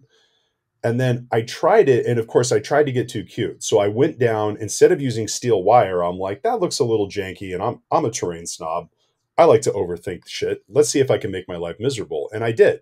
I went down to the hardware store, and if you go to the welding section, they'll have, like stainless steel rod that you can buy. And I did that, got my cutoff wheel, cut off a bunch of little individual pieces to use with it. But the stupid mistake that I made was, I was like, well, I'm using fairly large rod, and then that way it doesn't matter the polarity of the magnets or anything, right? You're just going into stainless steel or into steel. The problem that I ran into was I was trying to make it look too clean. And so instead of notching it, I drilled it from down below, and I recessed it a little bit. And when I did that, the magnets that I'm using, because those walls aren't very thick, so the magnets that I was using didn't have the pull, and it was like they would kind of stay up, but if you bumped into it, they fell over. And I was like, oh, this is fucking terrible. Okay, well, I'm going to have to glue it. And I was like, okay, I'm going to look at all the missions and figure out if there's like the magic combination that I can do. And every time that I thought I was nailing it, it didn't work for Kill Team, or it would work for boarding actions only. And then I'm like, okay, well, maybe I'll just get a third set, and then I can. And after doing all that, I went back to it, and I was like, wait a minute, I need to just have those the steel sections, the steel rod, just right at the edge, And the thing is, if you make sure it lines up in the middle, it actually looks right. It looks like a pipe in the wall or something like that, and you can use a Dremel to sort of cut into the thing. So the thing is, though, and this goes with magnetizing, magnets, just like with doing infantry models or doing Titanicus models or things like that, you always have to ask yourself, do I need to magnetize these? Now in Titanicus, the answer is always yes, you need to magnetize everything because they're made for it. It's easy to do, and weapon loadouts, you get a bunch of different ones when you buy the kits, and you need to do it. When it comes to terrain, though, you really have to ask, are these magnets necessary? So like I did the in the pipe sections that I have, I did the trick where you put a little a piece of plastic card inside, and the magnets are floating around in there. So that way I don't have to worry about polarity. You just shake the thing until it actually sticks together. It was almost a little too cute, though, because do you really need those to be magnetized? Do you bump into those enough to where you're worried about them coming separated on the table and doing those sorts of things?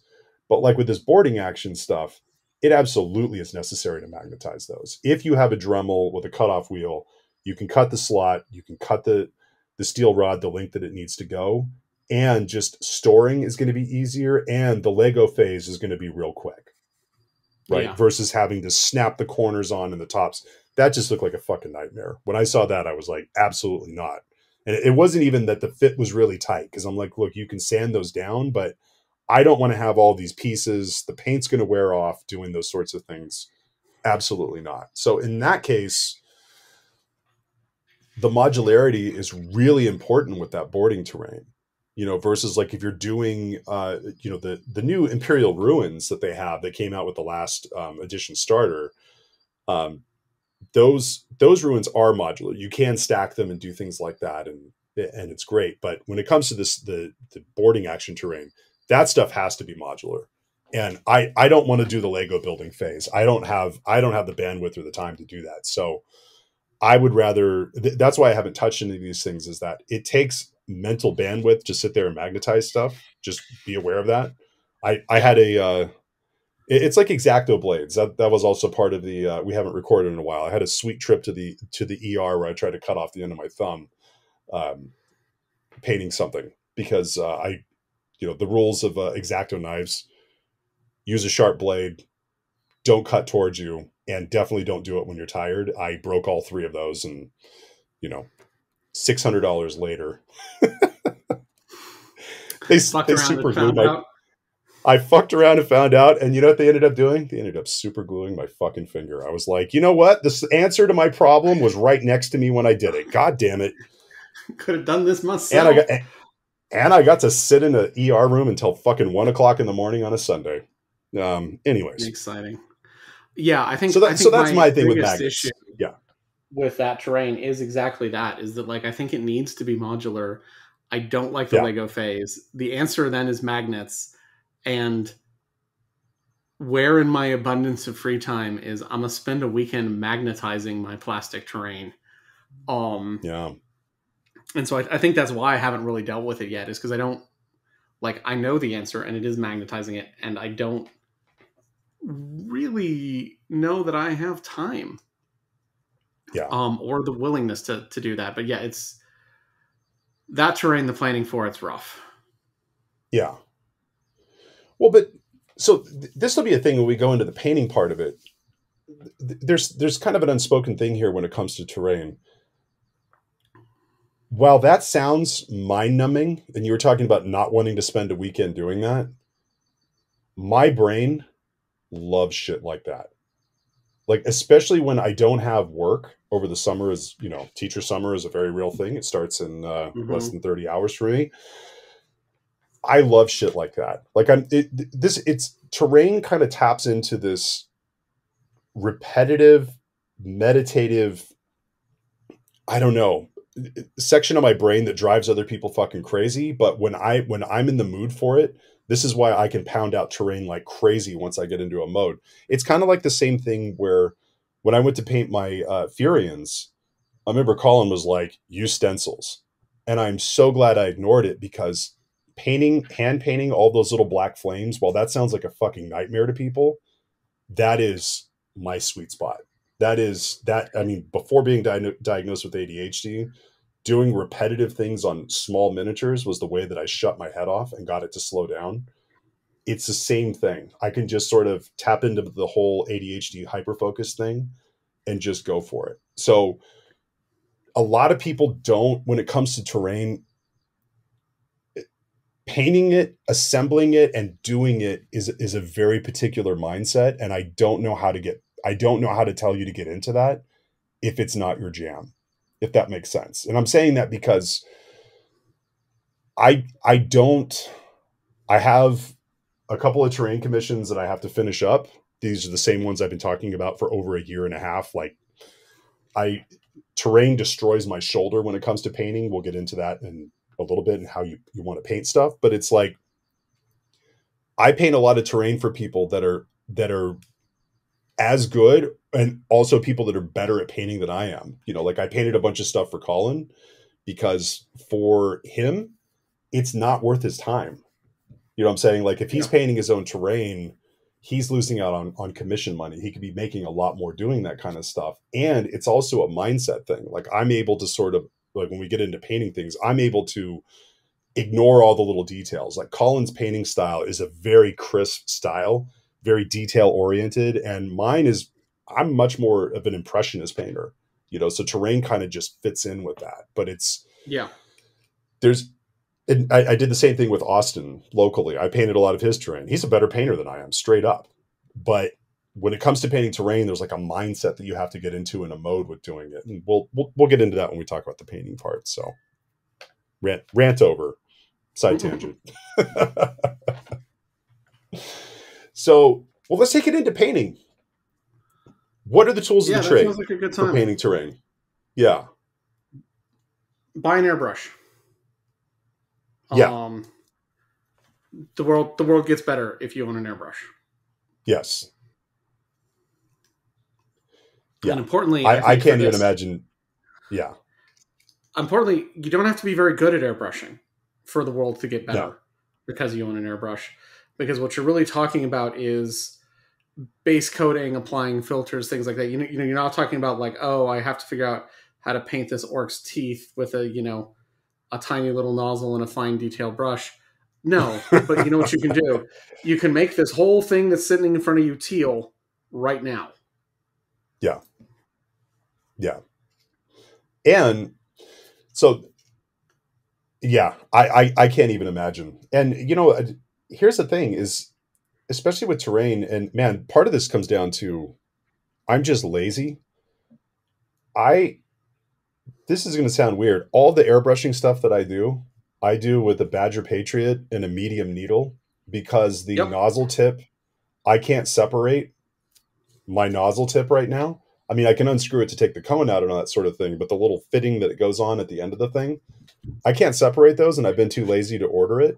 I've just learned how to use a medium needle for everything. And when it comes to terrain, it's perfect. Even like little details when I'm trying to like spray in like a grime layer to sort of like meet different areas, and also hides overspray and things like that. You just adjust the PSI and how close you're holding it, and you're good to go. So Yep. yeah, airbrush all the way. I can't even imagine. Similarly, I use a Patriot 105 for 98% of what I airbrush. For similar reasons, I own a nicer airbrush and I can't figure out how to get like the needle stuck on it because I didn't clean it well enough, and I don't feel like fixing that right now. And so I'm just like, okay, Badger, what up? You work. Yep. Yeah. It's the AK-47 / Toyota Corolla of airbrushes, just straight up. It is. Yeah. If you don't own a Badger Patriot 105, so badly. Yeah. Yeah. What else do we have on here? Brushes you mentioned earlier, like you want good dry brushes. I mean, you can use just, here's the thing. Don't buy gaming brushes. Go to an art store and you're going to find all the brushes you're ever going to need. You can go to you can go to like a Target or Walmart, some sort of a large department store, and you can get makeup brushes really cheap. I mean, you're going to find a lot of stuff. Get outside of the gaming store. I mean, people sell. I mean, I say that, and I have the giant. What is this? The Citadel scenery brush, right? And I would hold up. We have our cameras off, but here we go. I use this less than I use any of the other brushes in here. I use like art store ones all the time. So yeah, you're gonna want larger brushes for doing that. Especially, we're gonna get into like the idea of like a unifying dry brush, right, and a unifying grime layer. That's where the brushes and the airbrush are really going to come into their own. The one thing, and I put in bold, do not skip this step. And I think, Sky was actually the one at Harrod Games, which, by the way, Harrod Games, your local friendly gaming store that just happens to be online. Free plug for them. I remember I was going to paint terrain and I was like, I'm really not sure what color I want to use for this. And I'm kind of concerned about durability. And he was like, why aren't you using airbrush, like colored airbrush primer? And of course his store is stocked with all kinds of stuff. And so I started using the Steinelres stuff. I only use their gray and their white. But the Vallejo, the Mecha, their white is dog shit. Yeah, it's pretty fucking bad. But that one I use mostly on I spray the panels black for my Furion stuff. Everything's prime black, and then I'll go over it with white and then do yellow over it. And it creates some headaches for sure. But the Vallejo Mecha primer is fantastic. Like if you get Ivory and get their what's the other one that I have? They have like their gray is a really light gray. And Ivory and gray works really well as far as like when you're doing like color modulation for larger things. But just using, I'll prime everything black because I like to work up from shadows. And using colored primer, you're getting a more durable layer, so you kind of get around that, this is going to get handled problem coming Yep. out of an airbrush, and you get better coverage, and it's cheaper than actually trying to spray the equivalent amount of paint on there. So if you're doing terrain and you aren't using colored airbrush primer through an airbrush, you're doing it wrong. Well, you're not doing it wrong. You're doing it on hard mode, and you will thank Yeah. yourself if you go and get a few things of this. I will say on different materials, I sometimes prefer rattle cans, although rattle cans are deceptively more expensive than you think they are. Yes, But absolutely. I would add the same thing is like there are a ton of different colors, and like this is not like, oh, go out and buy Xandri dust from Games Workshop. Yeah, no, Rust-Oleum no, no, has no, don't. Rust-Oleum has camo primers. There's a light Mm-hmm. brown, a dark brown, and a green. Um, Yep, the light brown is Xandri dust but cheaper. Um, yep. Rust-Oleum also has literally a rust colored uh, primer. Start your Mm-hmm. Necromunda terrain with that, and it actually looks like I've Yeah, seen stuff with just that, and you're like, oh yeah, that looks okay. So, and again, those are because you're talking about, they're fast because you're spraying them.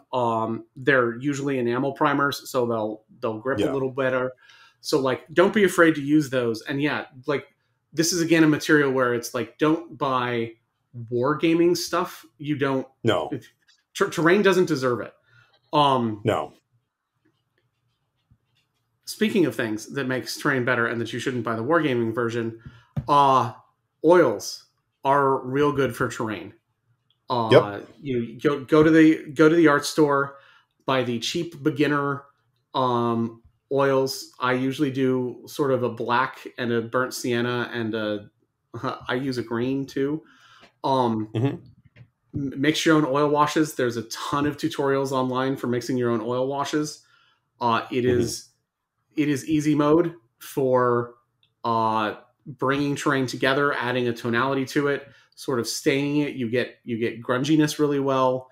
Mm-hmm. And a tube of oil paint will last you a long time. A Yeah, lot of terrain. yeah. Like don't again sort of the same thing. Don't go buy like Nuln oil and be like, I'm going to wash my terrain in Nuln oil. Oh Don't my do that God. When I because like watched you'll go those bankrupt. videos, yeah, I remember watching a video, and I tried it when I painted a bunch of terrain for Jody. I was like, oh, I'm going to try this technique out. They were like, take like, you know, a bottle of Lamian medium and add this and add that, and then make a wash out of it. And I was like, I did it, and I was like, what in the fuck am I doing here? Like wash I it, just like yeah. I just spent $50 on this wash. And it doesn't look good. Like acrylics don't thin down versus with oil paints. And the beauty of oil paints too is like, so I'm new to oils, right? Like I really I use them here and there occasionally, but where I really started using them was the burnt sienna, which is a great rust color for Furions panels, just to do like rust streaks Yeah. and things like that. Um, I'm new to it, but man, on terrain, holy shit! Like especially if you're doing rust streaks, it's great. And then not only that, when you're working with it, if you haven't worked with oils before, you get the little the oh god, what do I use as I move this stuff? Terpenoid odorless, right? It's a turpentine substitute that I use, and if you some people swear that you don't have to varnish stuff, that it won't strip the paint. I still try to varnish stuff before I do it, but what's nice is I've actually like done rust streaks, posted a picture of it online, and then looked at it later and went, that needs to be thinned down. And you put the terpenoid stuff on it, and it just reactivates Yep. immediately. So until it's sealed, you can still work with it. And so that's the beauty of it, is that if you do it and you overdo it, you can go back. If you underdo it, obviously you can put more on it. So yeah, oil paints. I don't know. I'm telling you, like I bought like the Winsor Newton stuff, right? And it doesn't take much to do a lot, Yeah. So yeah, cheap stuff, expensive stuff, whatever. Oils go a long way, and they will really, really, really, especially if you're trying to do streaking and stuff like that, they will really up your terrain. Definitely level it The up. the the piece of kit that I find most valuable alongside those for tools of the trade is Hmm. my secret joke is that Ulta is a hobby store. because you can get both makeup brushes there, and importantly, makeup sponges. Yep.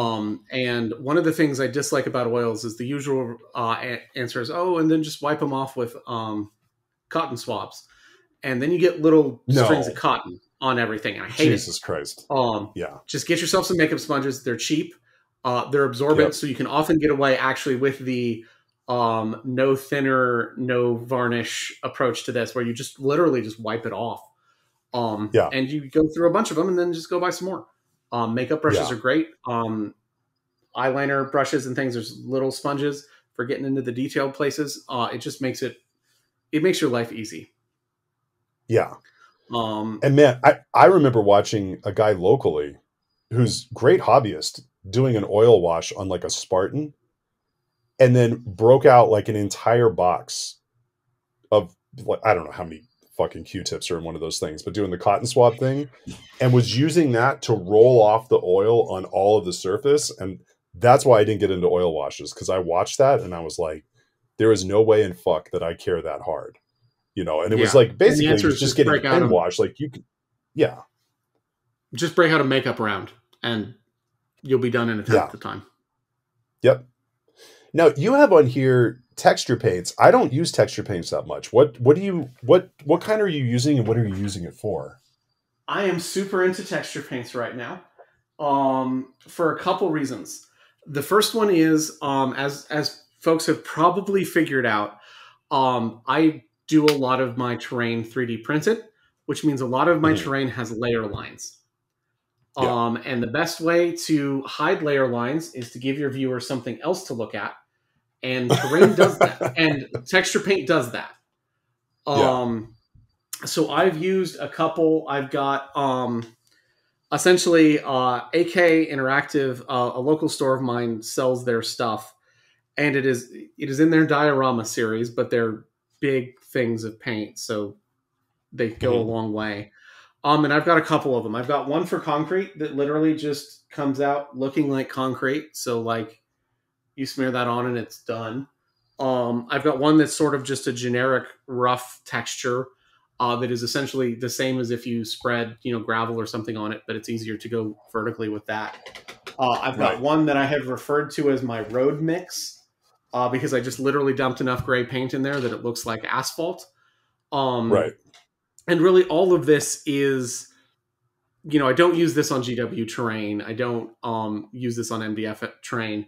I have found this to be really, really helpful and sort of my secret ingredient for hiding layer lines in 3D printed terrain is to just and again, this is take a cheap brush, just dip it in and sort of, stipple it on, sort of mash it on so it looks a little random. This will completely ruin that brush.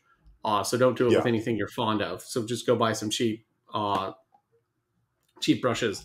But I've hammered out some roads for this, both historicals and some roads for ash wastes. The nice part is it's from a company, so it's sort of a consistent color. So I know that the concrete will look like concrete the whole time. But generally I've been using those pretty heavily, especially with 3D printed stuff, to try to hide some of the layer lines, add some texture because things are a little bit too smooth and plasticky. Generally it's just a decent shortcut. Yeah. Now, another thing too, I mean, like with that Space Elf terrain stuff that I have, if you're using MDF to kind of also, because MDF, it sucks up primer like crazy when you go to spray it. Like you're going to have to do several layers, but the filler primers, and if you're doing MDF, I definitely suggest, there's one, I think the Rust-Oleum makes one that's like double, it says like it's a 2x or 2x or whatever the fuck. That's not enough. There's actually one that they make that's called a filler primer, and that's what I go for. I do that one, and now that I'm using colored airbrush primer, I might use that and then, go with a layer of that and then hit it with like an airbrush primer to do on top of it. Because I mean, MDF. There's also spray shellac. Oh, I haven't tried that. Yeah, that would make sense. That's what I did for my Zone Mortalis stuff. Is I hit it with spray shellac. Oh first. Wow, yeah. Now, on another thing, before we start going into like painting techniques, and talking about buying, using stuff off. Well, it's not really off shelf usage, but if you are varnishing things, well, first of all, don't use Games Workshop varnish, period. It's not that it's bad, it's just overpriced and there are a lot better options. If you're using an airbrush, there are tons of, I swear by the Mecha satin varnish. My God, it's just the magic sauce that does everything. But for terrain, get a can. You can just get a can of like Krylon matte or Krylon. I wouldn't go any glossier than satin. Their satin finish, but the matte stuff. And if you go to spray it on, I mean, it does have a smell to it, But almost everything that working with terrain does have a.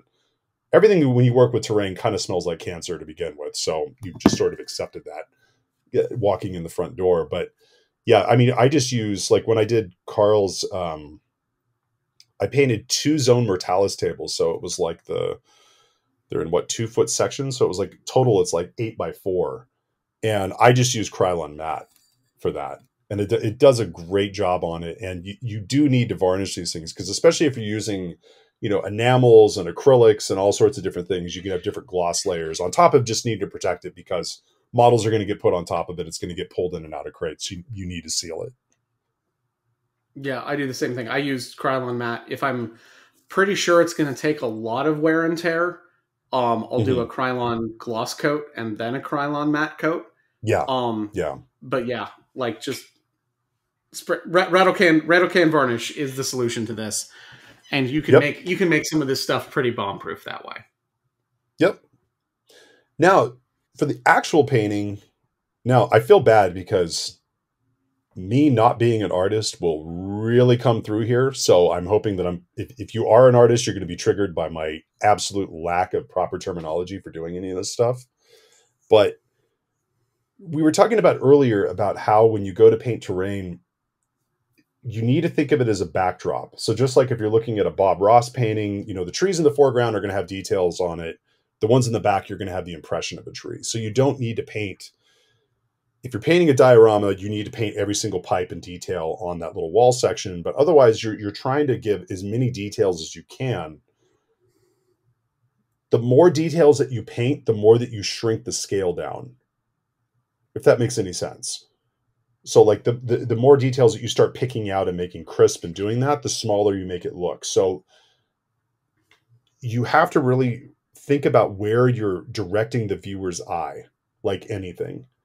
And when you go to do that, like you're going to paint a building much different than you are a miniature. Like on a miniature, you're going to, they always tell you to really highlight the face, right? Because they want you to be drawn into the face. That's going to pull you in. You have to, like, when you have a piece of terrain, I would suggest setting it down and sitting back from it about 2 or 3 feet and thinking about, where do I want somebody who's looking at this? Where do I want to steer their eye? And that is going to help guide you as to what details need to get painted and which ones need to have the impression of being painted. If that makes any sense. I'm not sure if I don't know. Eric, can you bail me out with something that sounds a little more artistic than that, or is that so I'm also not an artist, but I think that's the thing is pick what you want your viewer to look at, and with painting terrain, that's often a much less subtle process than it is for painting a miniature. If you paint something bright, that's where the eye is going to go.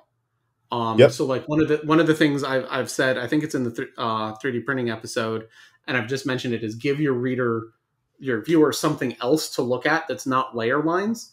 So put something else in a place that has a little bit of texture or draws your eye away from it, or have it sufficiently sort of desaturated and dull that it's just there, and what you're actually looking at is models. And so that's a lot of it is if you paint every one of those things, I've talked about this a lot, the idea of ignorable detail. The boarding actions terrain, if you try to paint all of that like you would a miniature, you will go crazy. It's too much. But if you think about that, then if you go inside a real ship, like if you do like a tour of an old historical warship, there's all kinds of pipes and junction boxes and things that people painted over with Battleship Gray. Painted over with Battleship Gray. Decide what you want to do. The same thing is true for like OSL.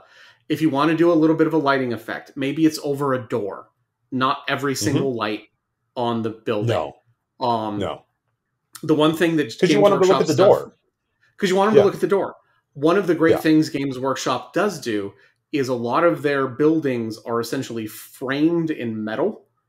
Mhm. So if you paint that steel or brass or whatever, your eye's going to get the outline of a building, and it's not really going to care about what's in between the giant golden eagles, because there's two giant Yeah. golden eagles. Yeah. And that's all, and that's also where the sniper squad is hiding. So cool. Right. You know, Right. you don't have to go whole hog, and yeah, you want to think about where you want to draw your viewers' eyes. So like I recently made a sort of, we're talking, the joke about it is it's the grimdark Maginot Hill Fort. The center of that is a big metal cannon. That's the part Yeah. that I want people to see. It's framed Yep. in tan, and its backdrop is dark gray. Because what I want you Yep. to do is go, oh, there's a cannon there. Yeah. That's all I actually care about. Yep.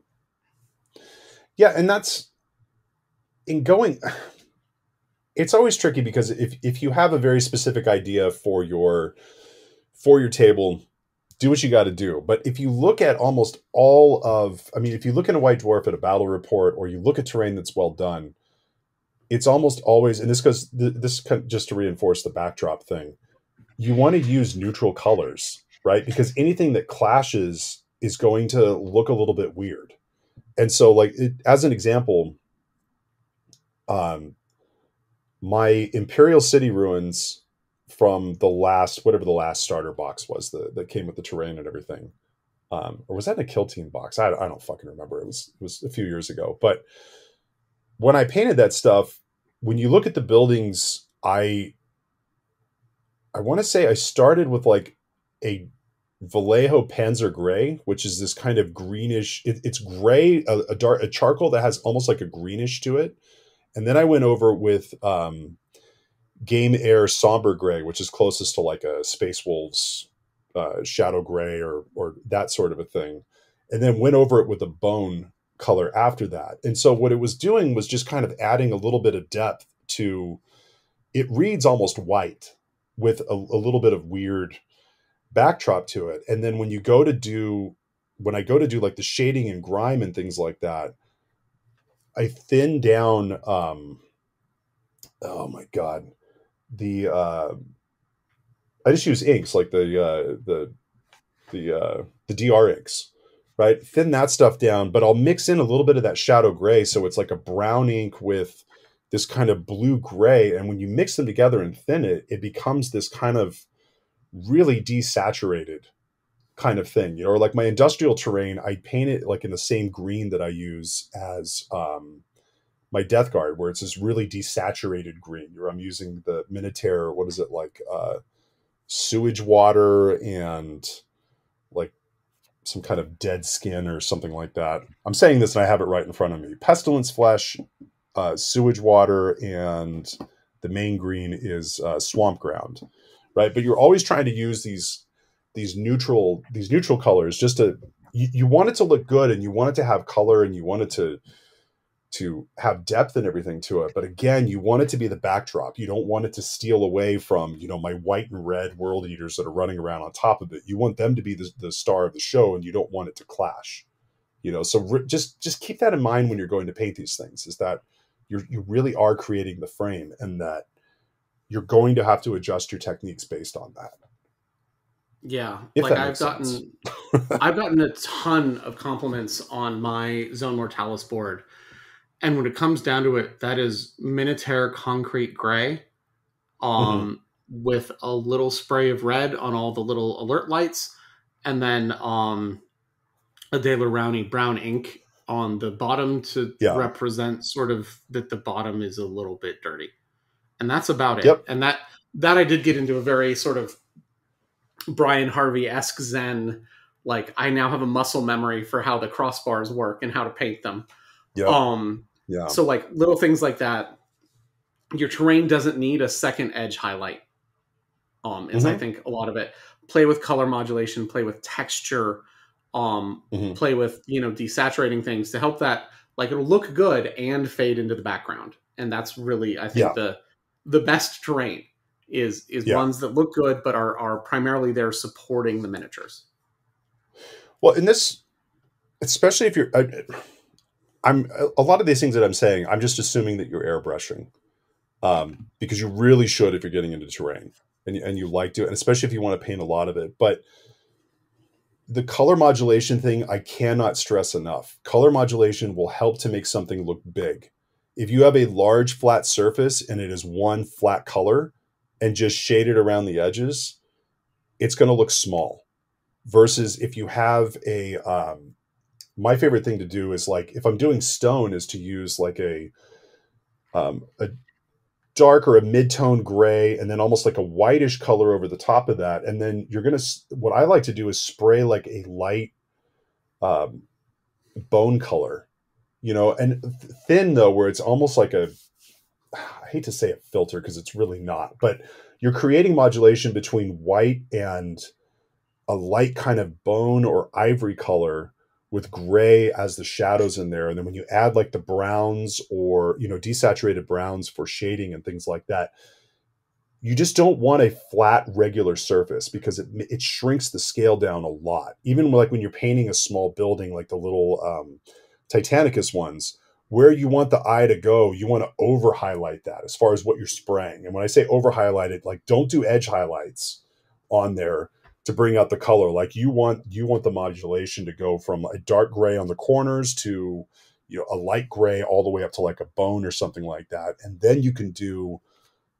a unifying dry brush around the whole thing to tie it in. So even the shadows, have a little more definition. And I call it the unifying dry brush, but it really does. Like, when you're going to do panels, like if you have gray and bone sections, like if you're doing like the classic Zone Mortalis layout, right, where you have this dark gray framing with like little, bone or ivory colored coves and things like that. If you're sitting there and you do the final dry brush in a really light gray, or even doing the gray in like a really light bone, it helps to blend everything in. And even the steel sections, especially if you're doing something like 8mm terrain, dry brushing, even if a little bit of the steel gets hit with the bone or something like that, it's okay, it's fine, because it's going to give it the, this is in the background and not something that you're staring at directly. Because if you sit there and pick out every single little detail, that's going to shrink it down. And so play with this when you're doing big things. Like if you're painting like, the classic, flapjack insulation foam rock stacks or whatever, play with modulating the color just a little bit. Like my gray hills or gray stacks of rock have purple and bone that's in there just a little bit, and just play with it and lightly dust it in and, fade it in and out. And it's just going to give the impression of a larger area when all of that goes. Yeah. And this is where I think both inks are really helpful, because you can get inks in all kinds of colors. So, if you're talking about rocks, add a little navy to the dark parts, some green to suggest moss without actually having to model moss. And then also one of the products I really like is Army Painter's various washes. They've got a strong tone, a purple tone, a green tone, and a blue tone. And I use all of those to make something a little bit more brown or a little bit more purple, if you have a huge rock face, maybe you play with a bunch of those to get some not only some modulation but also some variety, so that it doesn't just look like a big slab of Mechanicus standard gray. Now the one thing, before we go into like weathering techniques, the one thing that I put on here, this goes with anything that you go to airbrush. When you use an airbrush on anything, it's rare that you're going to get to use an airbrush 100% and never pull out a brush. And so your airbrush always turns into a game of would you rather. And to use an example of this, there's a building that I have to paint this summer, and it's the older style Imperial Ruins kit. It's the one that is, I don't know that it's kind of it's the most ornate, so I really want to do it in this kind of bluish black with gold trim and steel trim. Now, the black, I definitely want where the flat panels are. I really want to airbrush that. right? I really don't want to brush in all of the gold trim on every single window and that sort of thing. And it's just nothing but windows and trim. So on that one, I would rather touch up the gold that has black overspray on it than going the other way around. So I don't want to paint the black and then try to spray the gold and fix the black and doing that. And so when I go to paint that one, I'm going to, it's prime black. I'm going to sit there and spray all of the gold windows. There's going to be overspray, and that's fine. But the center of the window frames and everything are going to be, even if when I go to paint the black flat panels, there's going to be overspray that's going to hit just a little bit, but I would much rather touch up the gold than have to paint the black and then do color modulation that way. So think about that when you're painting terrain. I did the same thing when I did the most recent ruins and things like that. I will spray the metals in the frames and the window frames and things like that, even like trim around doors and stuff like that. Then I'll go back and spray the panels in because I would rather touch up metals than go the other way around. So just think about that when you're sitting there painting it and how you want to approach it if you're using an airbrush.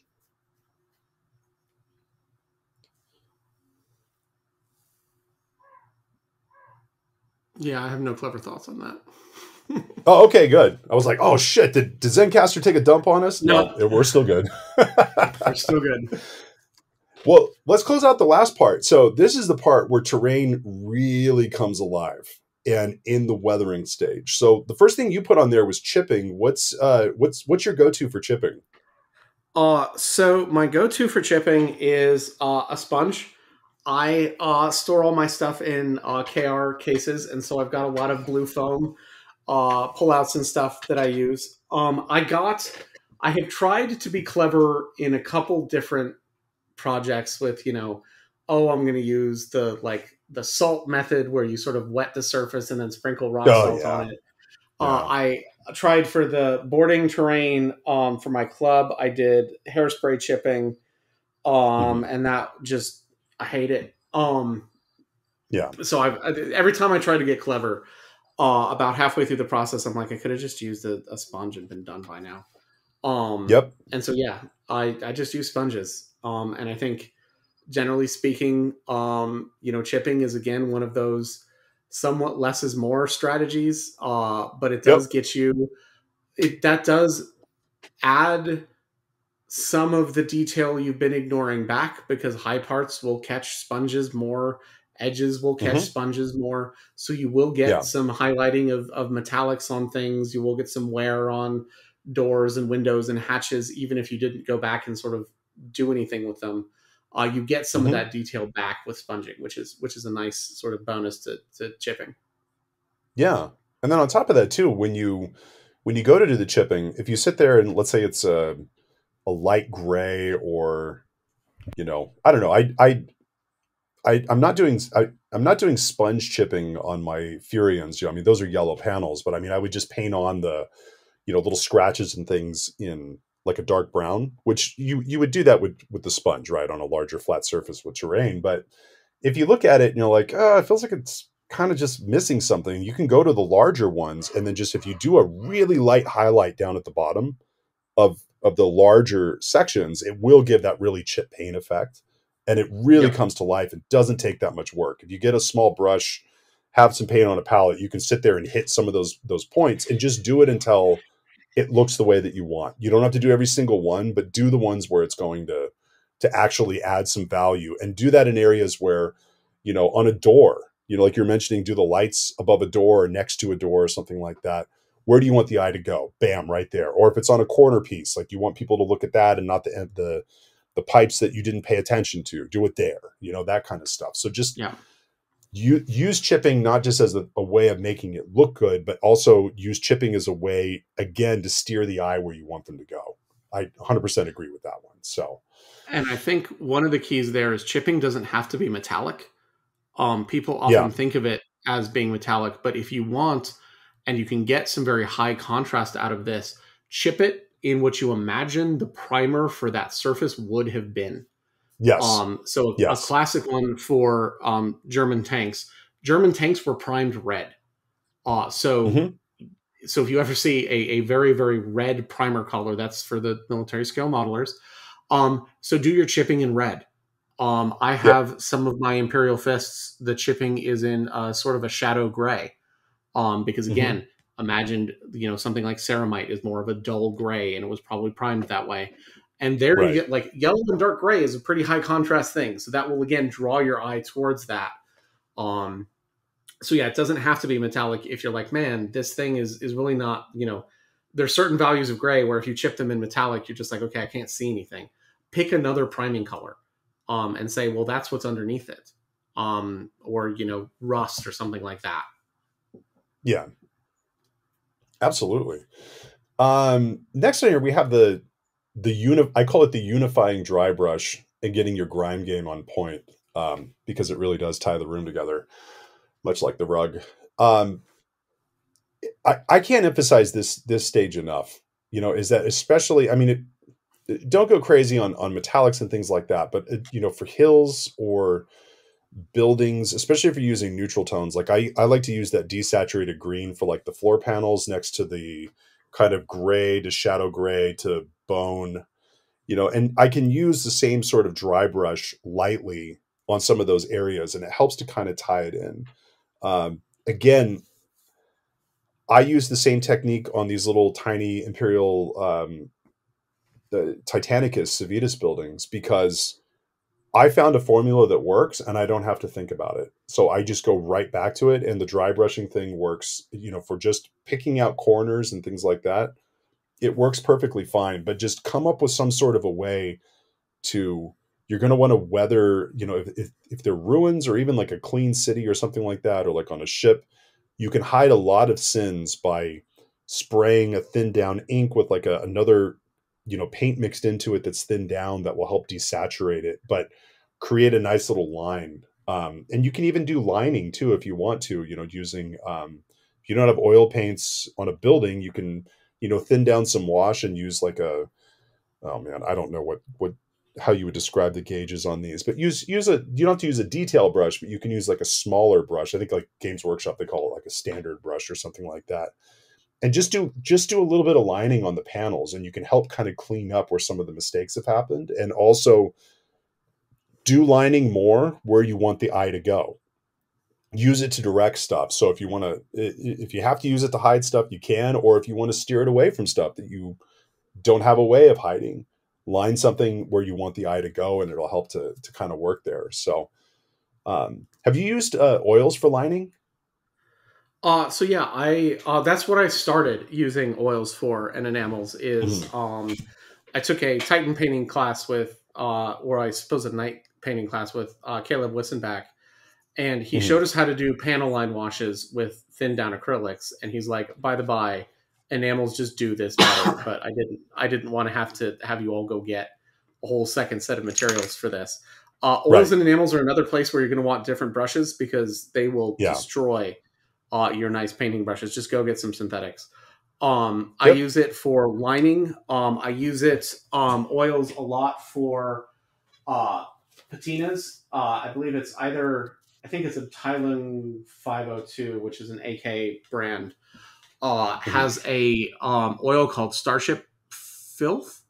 Yeah. The joke I Yeah. have is Starship Filth covers a myriad of sins. Because like you just wash it and now everything's got sort of a shitty green brown. I Yep. use Starship Wash, which is by Ammo of Mig, for a very similar process. Yeah. And those are both, I will both do panel lining on those if I want something fairly clean. Mhm. I will also just do the whole wash that way if I want everything sort of dirty. One of the other nice parts about that is if you get things with like runes and things like that, you can use really actually sort of garish colors as the panel line washes, and it looks like Yeah. something evil and weird is going on. Um, Yeah. and so yeah, there's a lot of things, but I will say that the unifying dry brush, really when my terrain pieces go from I'm working on this to like, all right, we're in the home stretch, is everybody gets a sort of a dry brush of a light neutral beige. I use Kislev Flesh for a while, Mhm. and then hit with a a filter of Army Painter Strong Tone, and that's sort of my like, all right, everything's coming together. All the disparate pieces now feel the same. And then, yeah, you go into things like oils and enamels to really sort of kick everything up a notch. I Yeah. really, really like oils on terrain, really a lot. Yeah. Now the final thing we have on here, and I'm interested to hear how you do it, because I'm not going to say that I do it wrong, because it gets the effect, and I it doesn't fall off. I mean, it ends up being fine, but when it comes to pigments, I don't know what the official way is to actually use them. So if you're looking at like powder, weathering powders, people will call it, right? But I have a mix of God, what is it? I'm like reaching on my desk here.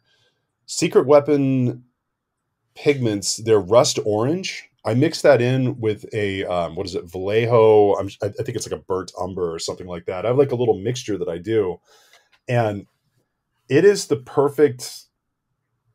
It can look like rust if I want to mix a little more orange into it. I mean, I just have like I think this was like a salsa cup from like a to go order from a taqueria or something like that. I just cleaned one of those out, and I just have like a little thing of it, where what I'll end up doing when I go to apply this stuff is I'll use either an ink, a thinned ink, or if I'm really lazy, or I might use like the grime mix or something like that. Usually I'll use something a little bit stronger, closer to like a pure like burnt umber or raw umber type of color. But I'll thin it down almost like a thinner than a wash, and treat it almost like lining. And I'll line the areas where I want the pigment to sort of stick.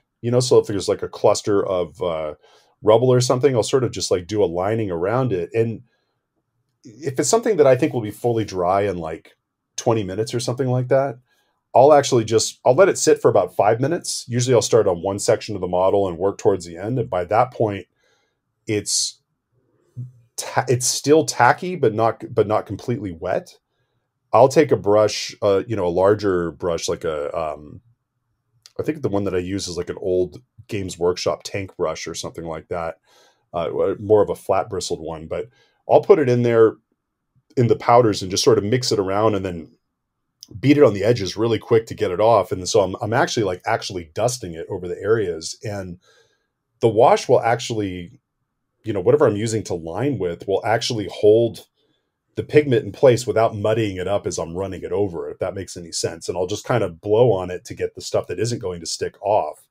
And then if I varnish over the top of that, it holds the pigments just fine without looking like, sometimes people can overdo it with the pigments where, it just looks like they're brushing it on there. So I don't know if that's the correct way to do it, but it works.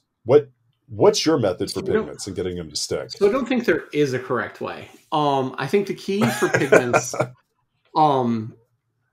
is to make sure they get fixed somehow.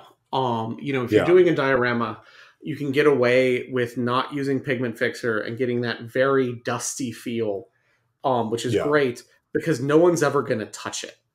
And that doesn't work for terrain. So I tend to then brush it on. So I'll use a crappy brush, and this is best done over matte sealant, so it'll grab a little better.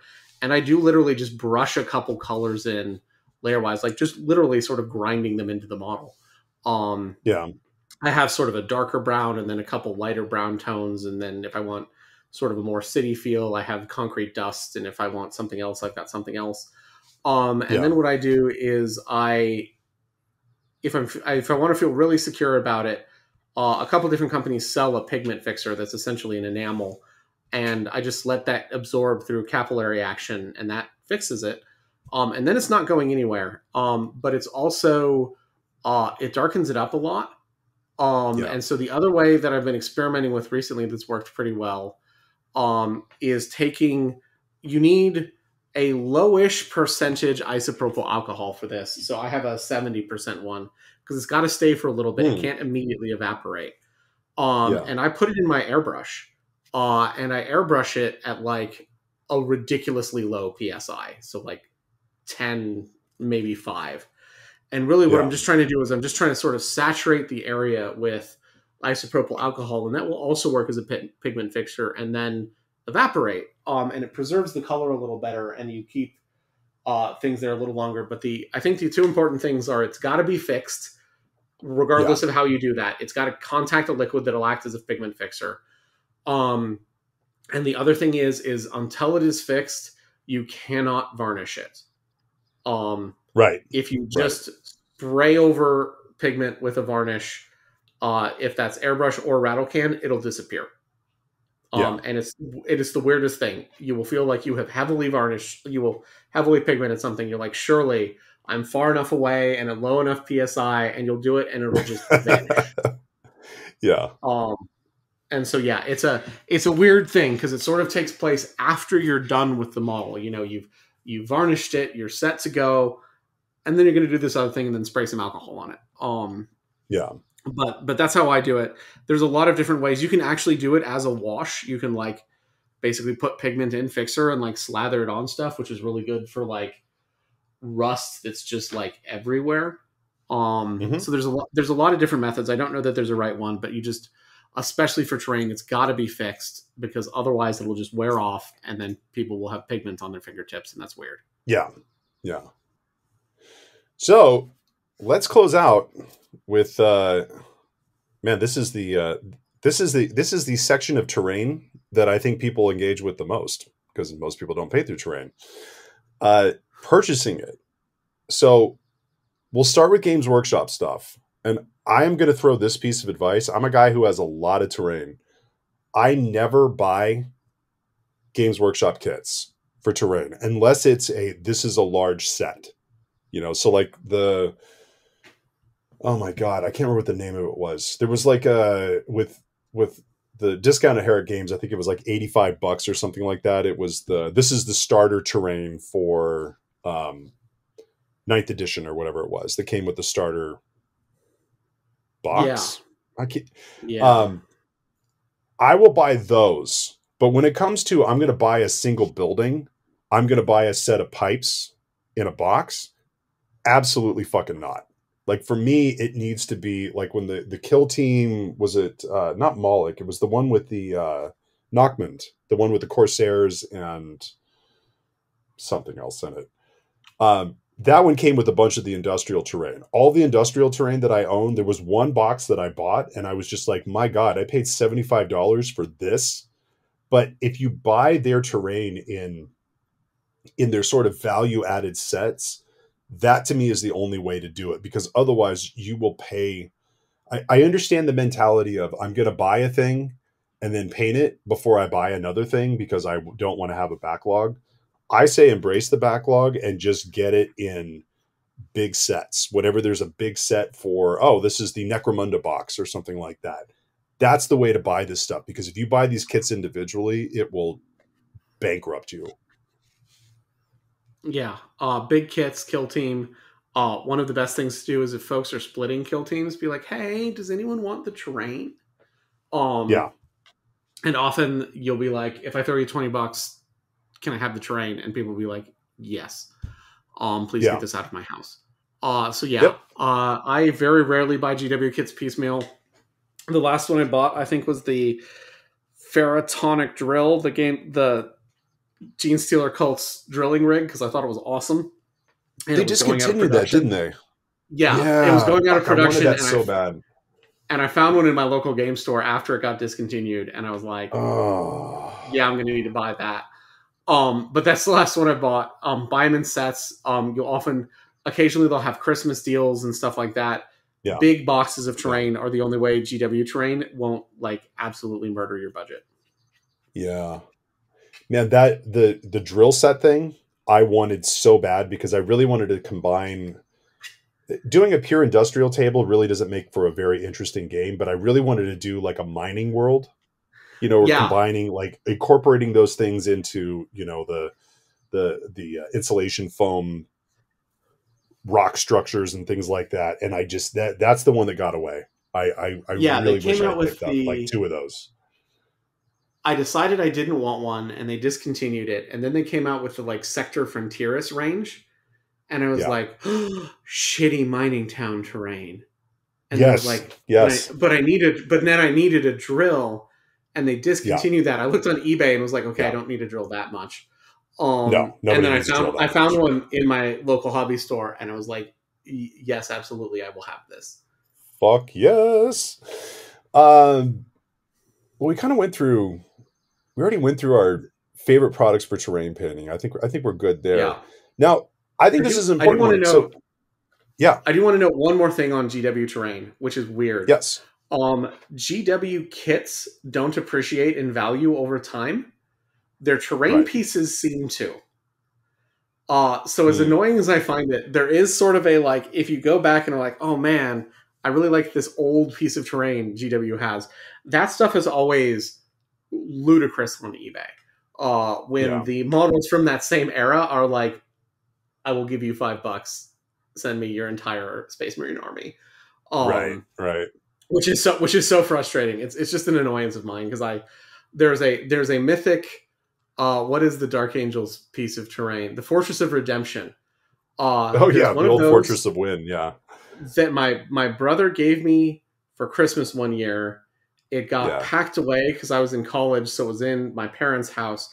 It has disappeared, and neither one of us can Mm. find the mythic Fortress of Redemption. And at one point, I was like, "Well, what does one of these run online?" And then Oh God. immediately got sticker shock, and was like, "Oh Yeah, no, never mind. I will yeah, I will wait for us to eventually find it. yeah. When my parents move out of their house and we have to clean out every room or whatever." So somewhere Absolutely. there's a Fortress of Redemption and a metal Space Marine battle barge for Battlefleet Gothic. Yep.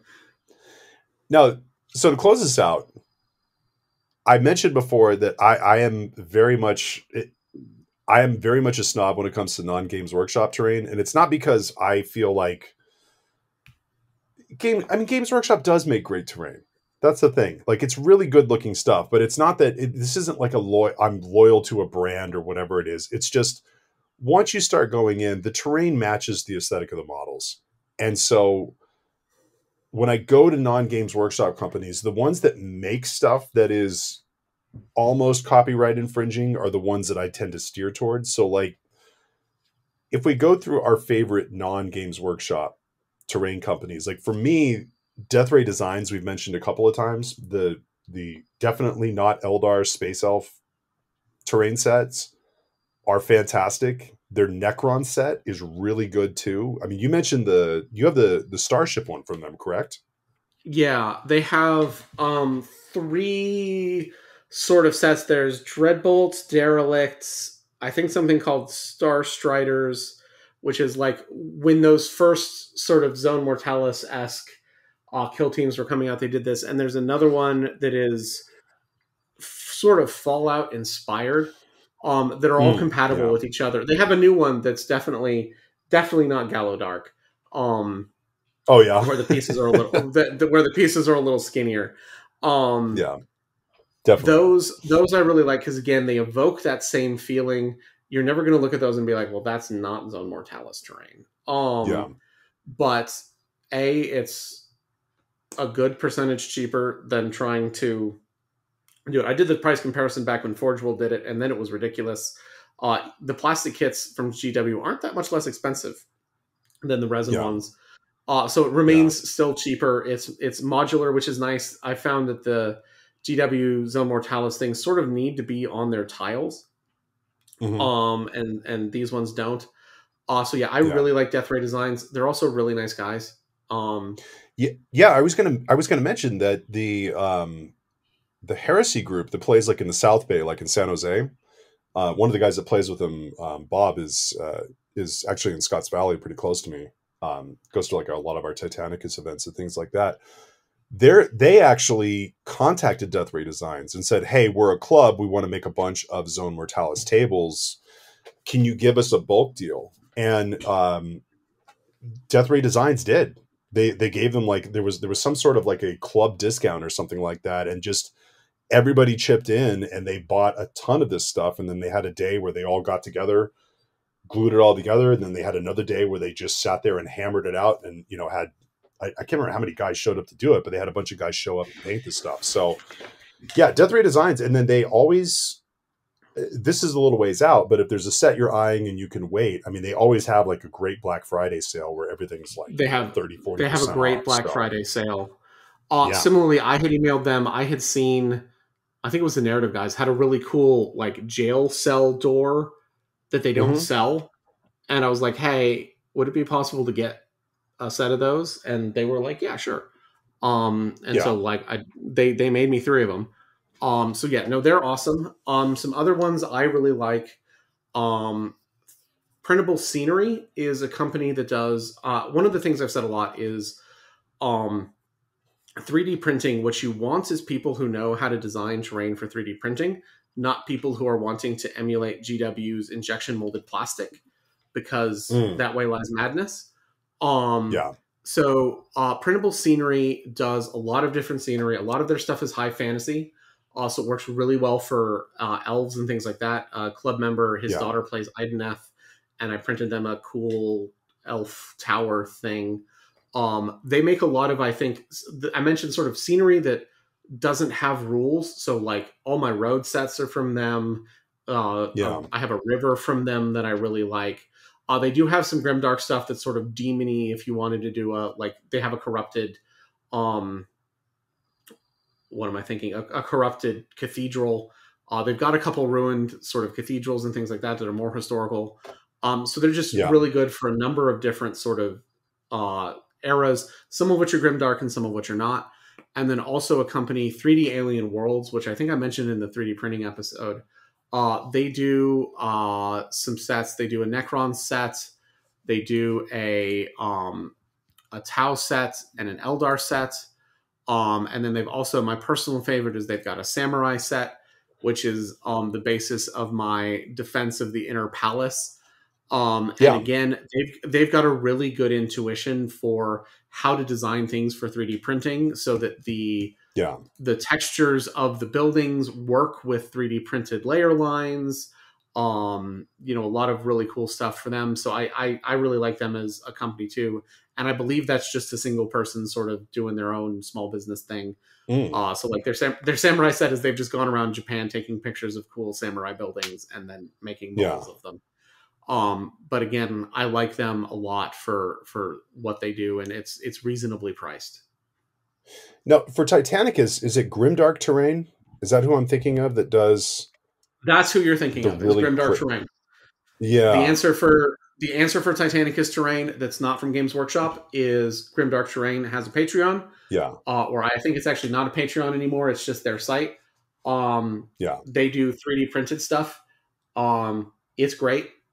He's the guy who does it's great. I'm pretty sure they might have authorized printers now. If not, make friends with someone with a 3D printer. And they've got all kinds of stuff, and it's fabulous. Yeah. Like the event that I went to, holy shit, that I talked about in the last episode that we did. Holy fuck, that was a long time ago. The one that I did back in November in Chico and kind of the northern part of Central California. Anthony buys a lot of stuff. He gets it printed. There's somebody that's authorized to print the stuff that he gets it from, but he got all of these sort of like, is it Olympus Mons? Is that the set? Or there's a line that they have that it all looks like it looks like stuff from like a Forge World, and he's painted up. Yeah, he's painted up a ton of that stuff, and it looks awesome. I love it. So. I don't own any, but then again, I'm just getting into painting my Titanicus Terrain because I've been so focused on trying to paint as many Titans as I can so I can field every manifold that I want ever. Yeah, for AT-18 Terrain, that's my go-to. It's just great work. The last one you have on here is 3D Alien Worlds. I don't know that one. Who? We just finished talking about that. Oh, that was that one. Never mind. All right. Well, yeah. fell asleep at the wheel there.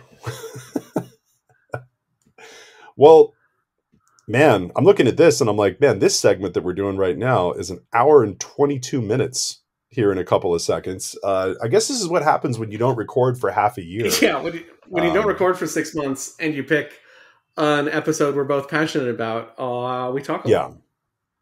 Yeah, and yeah, we've been kicking this can down the road. I guess the running gag that we're going to do the Terrainisode next episode is done, but I don't know. I guess our new one will have to be that next one's going to be our last 28 millimeter podcast that we do. So Yeah. um, for next time, man, I am all kinds of excited. I wanted to save it for later. Originally, I thought we were going to get to do it before the edition change. Of course, I also thought we were going to do 6 episodes between last time and last time we recorded it now. But we're going to do our second episode of the 9. So we a while back we did the one looking at the Sons of Horus and their transition through the Black Legion, looking at their sort of 30K lore, Black Library stuff, also how they're represented on the tabletop, how they play, going into Black Legion and 40K stuff. Next time, we're going to do the World Eaters because, I mean, they had a codex kind of back in the Khorne Demonkin days, and then we had a codex for like 5 minutes in 9th edition, and I thought we were going to get to talk about them then, but by the time we go to record the next one, the 10th edition rules will be out, so we'll be able to. I guess I get to read Betrayer for like the 15th time to brush up on this, but we'll go over. I know that, heaven forbid, make me want to paint a bunch of World Eaters over the summer.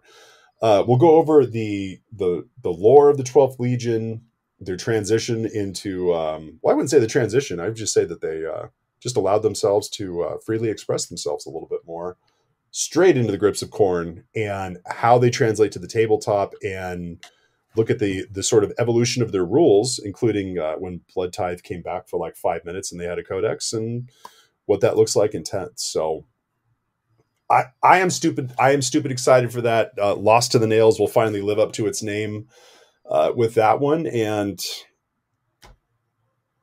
I can't wait. I mean, they're my favorite Trader Legion, so I'm psyched for it. It's beautiful. It's beautiful. So if you have any questions, you can email us at Lost to the Nails. Oh, wait, hold on. I have to double check. Lost to the Nails at gmail.com. It's not Lost to the Nails podcast at gmail.com, just Lost to the Nails at gmail.com. If you'd like to join our Discord server, there's a great group of people in there that are encouraging and talk shit in equal measure, which is exactly my kind of jam. You can contact us and we'll send you a link. If you have any thoughts on the terrain thing, any stuff you felt we missed out on, or if you have any World Eater questions for next time, go ahead and send them. And I promise I won't ignore my email for 6 months like I did and have John Johnston's email get lost in the warp there for 6 months. So, holy shit. I'm going to shut up before I have to edit even more, Eric, and we'll come back next time. Not 6 months. See you next episode.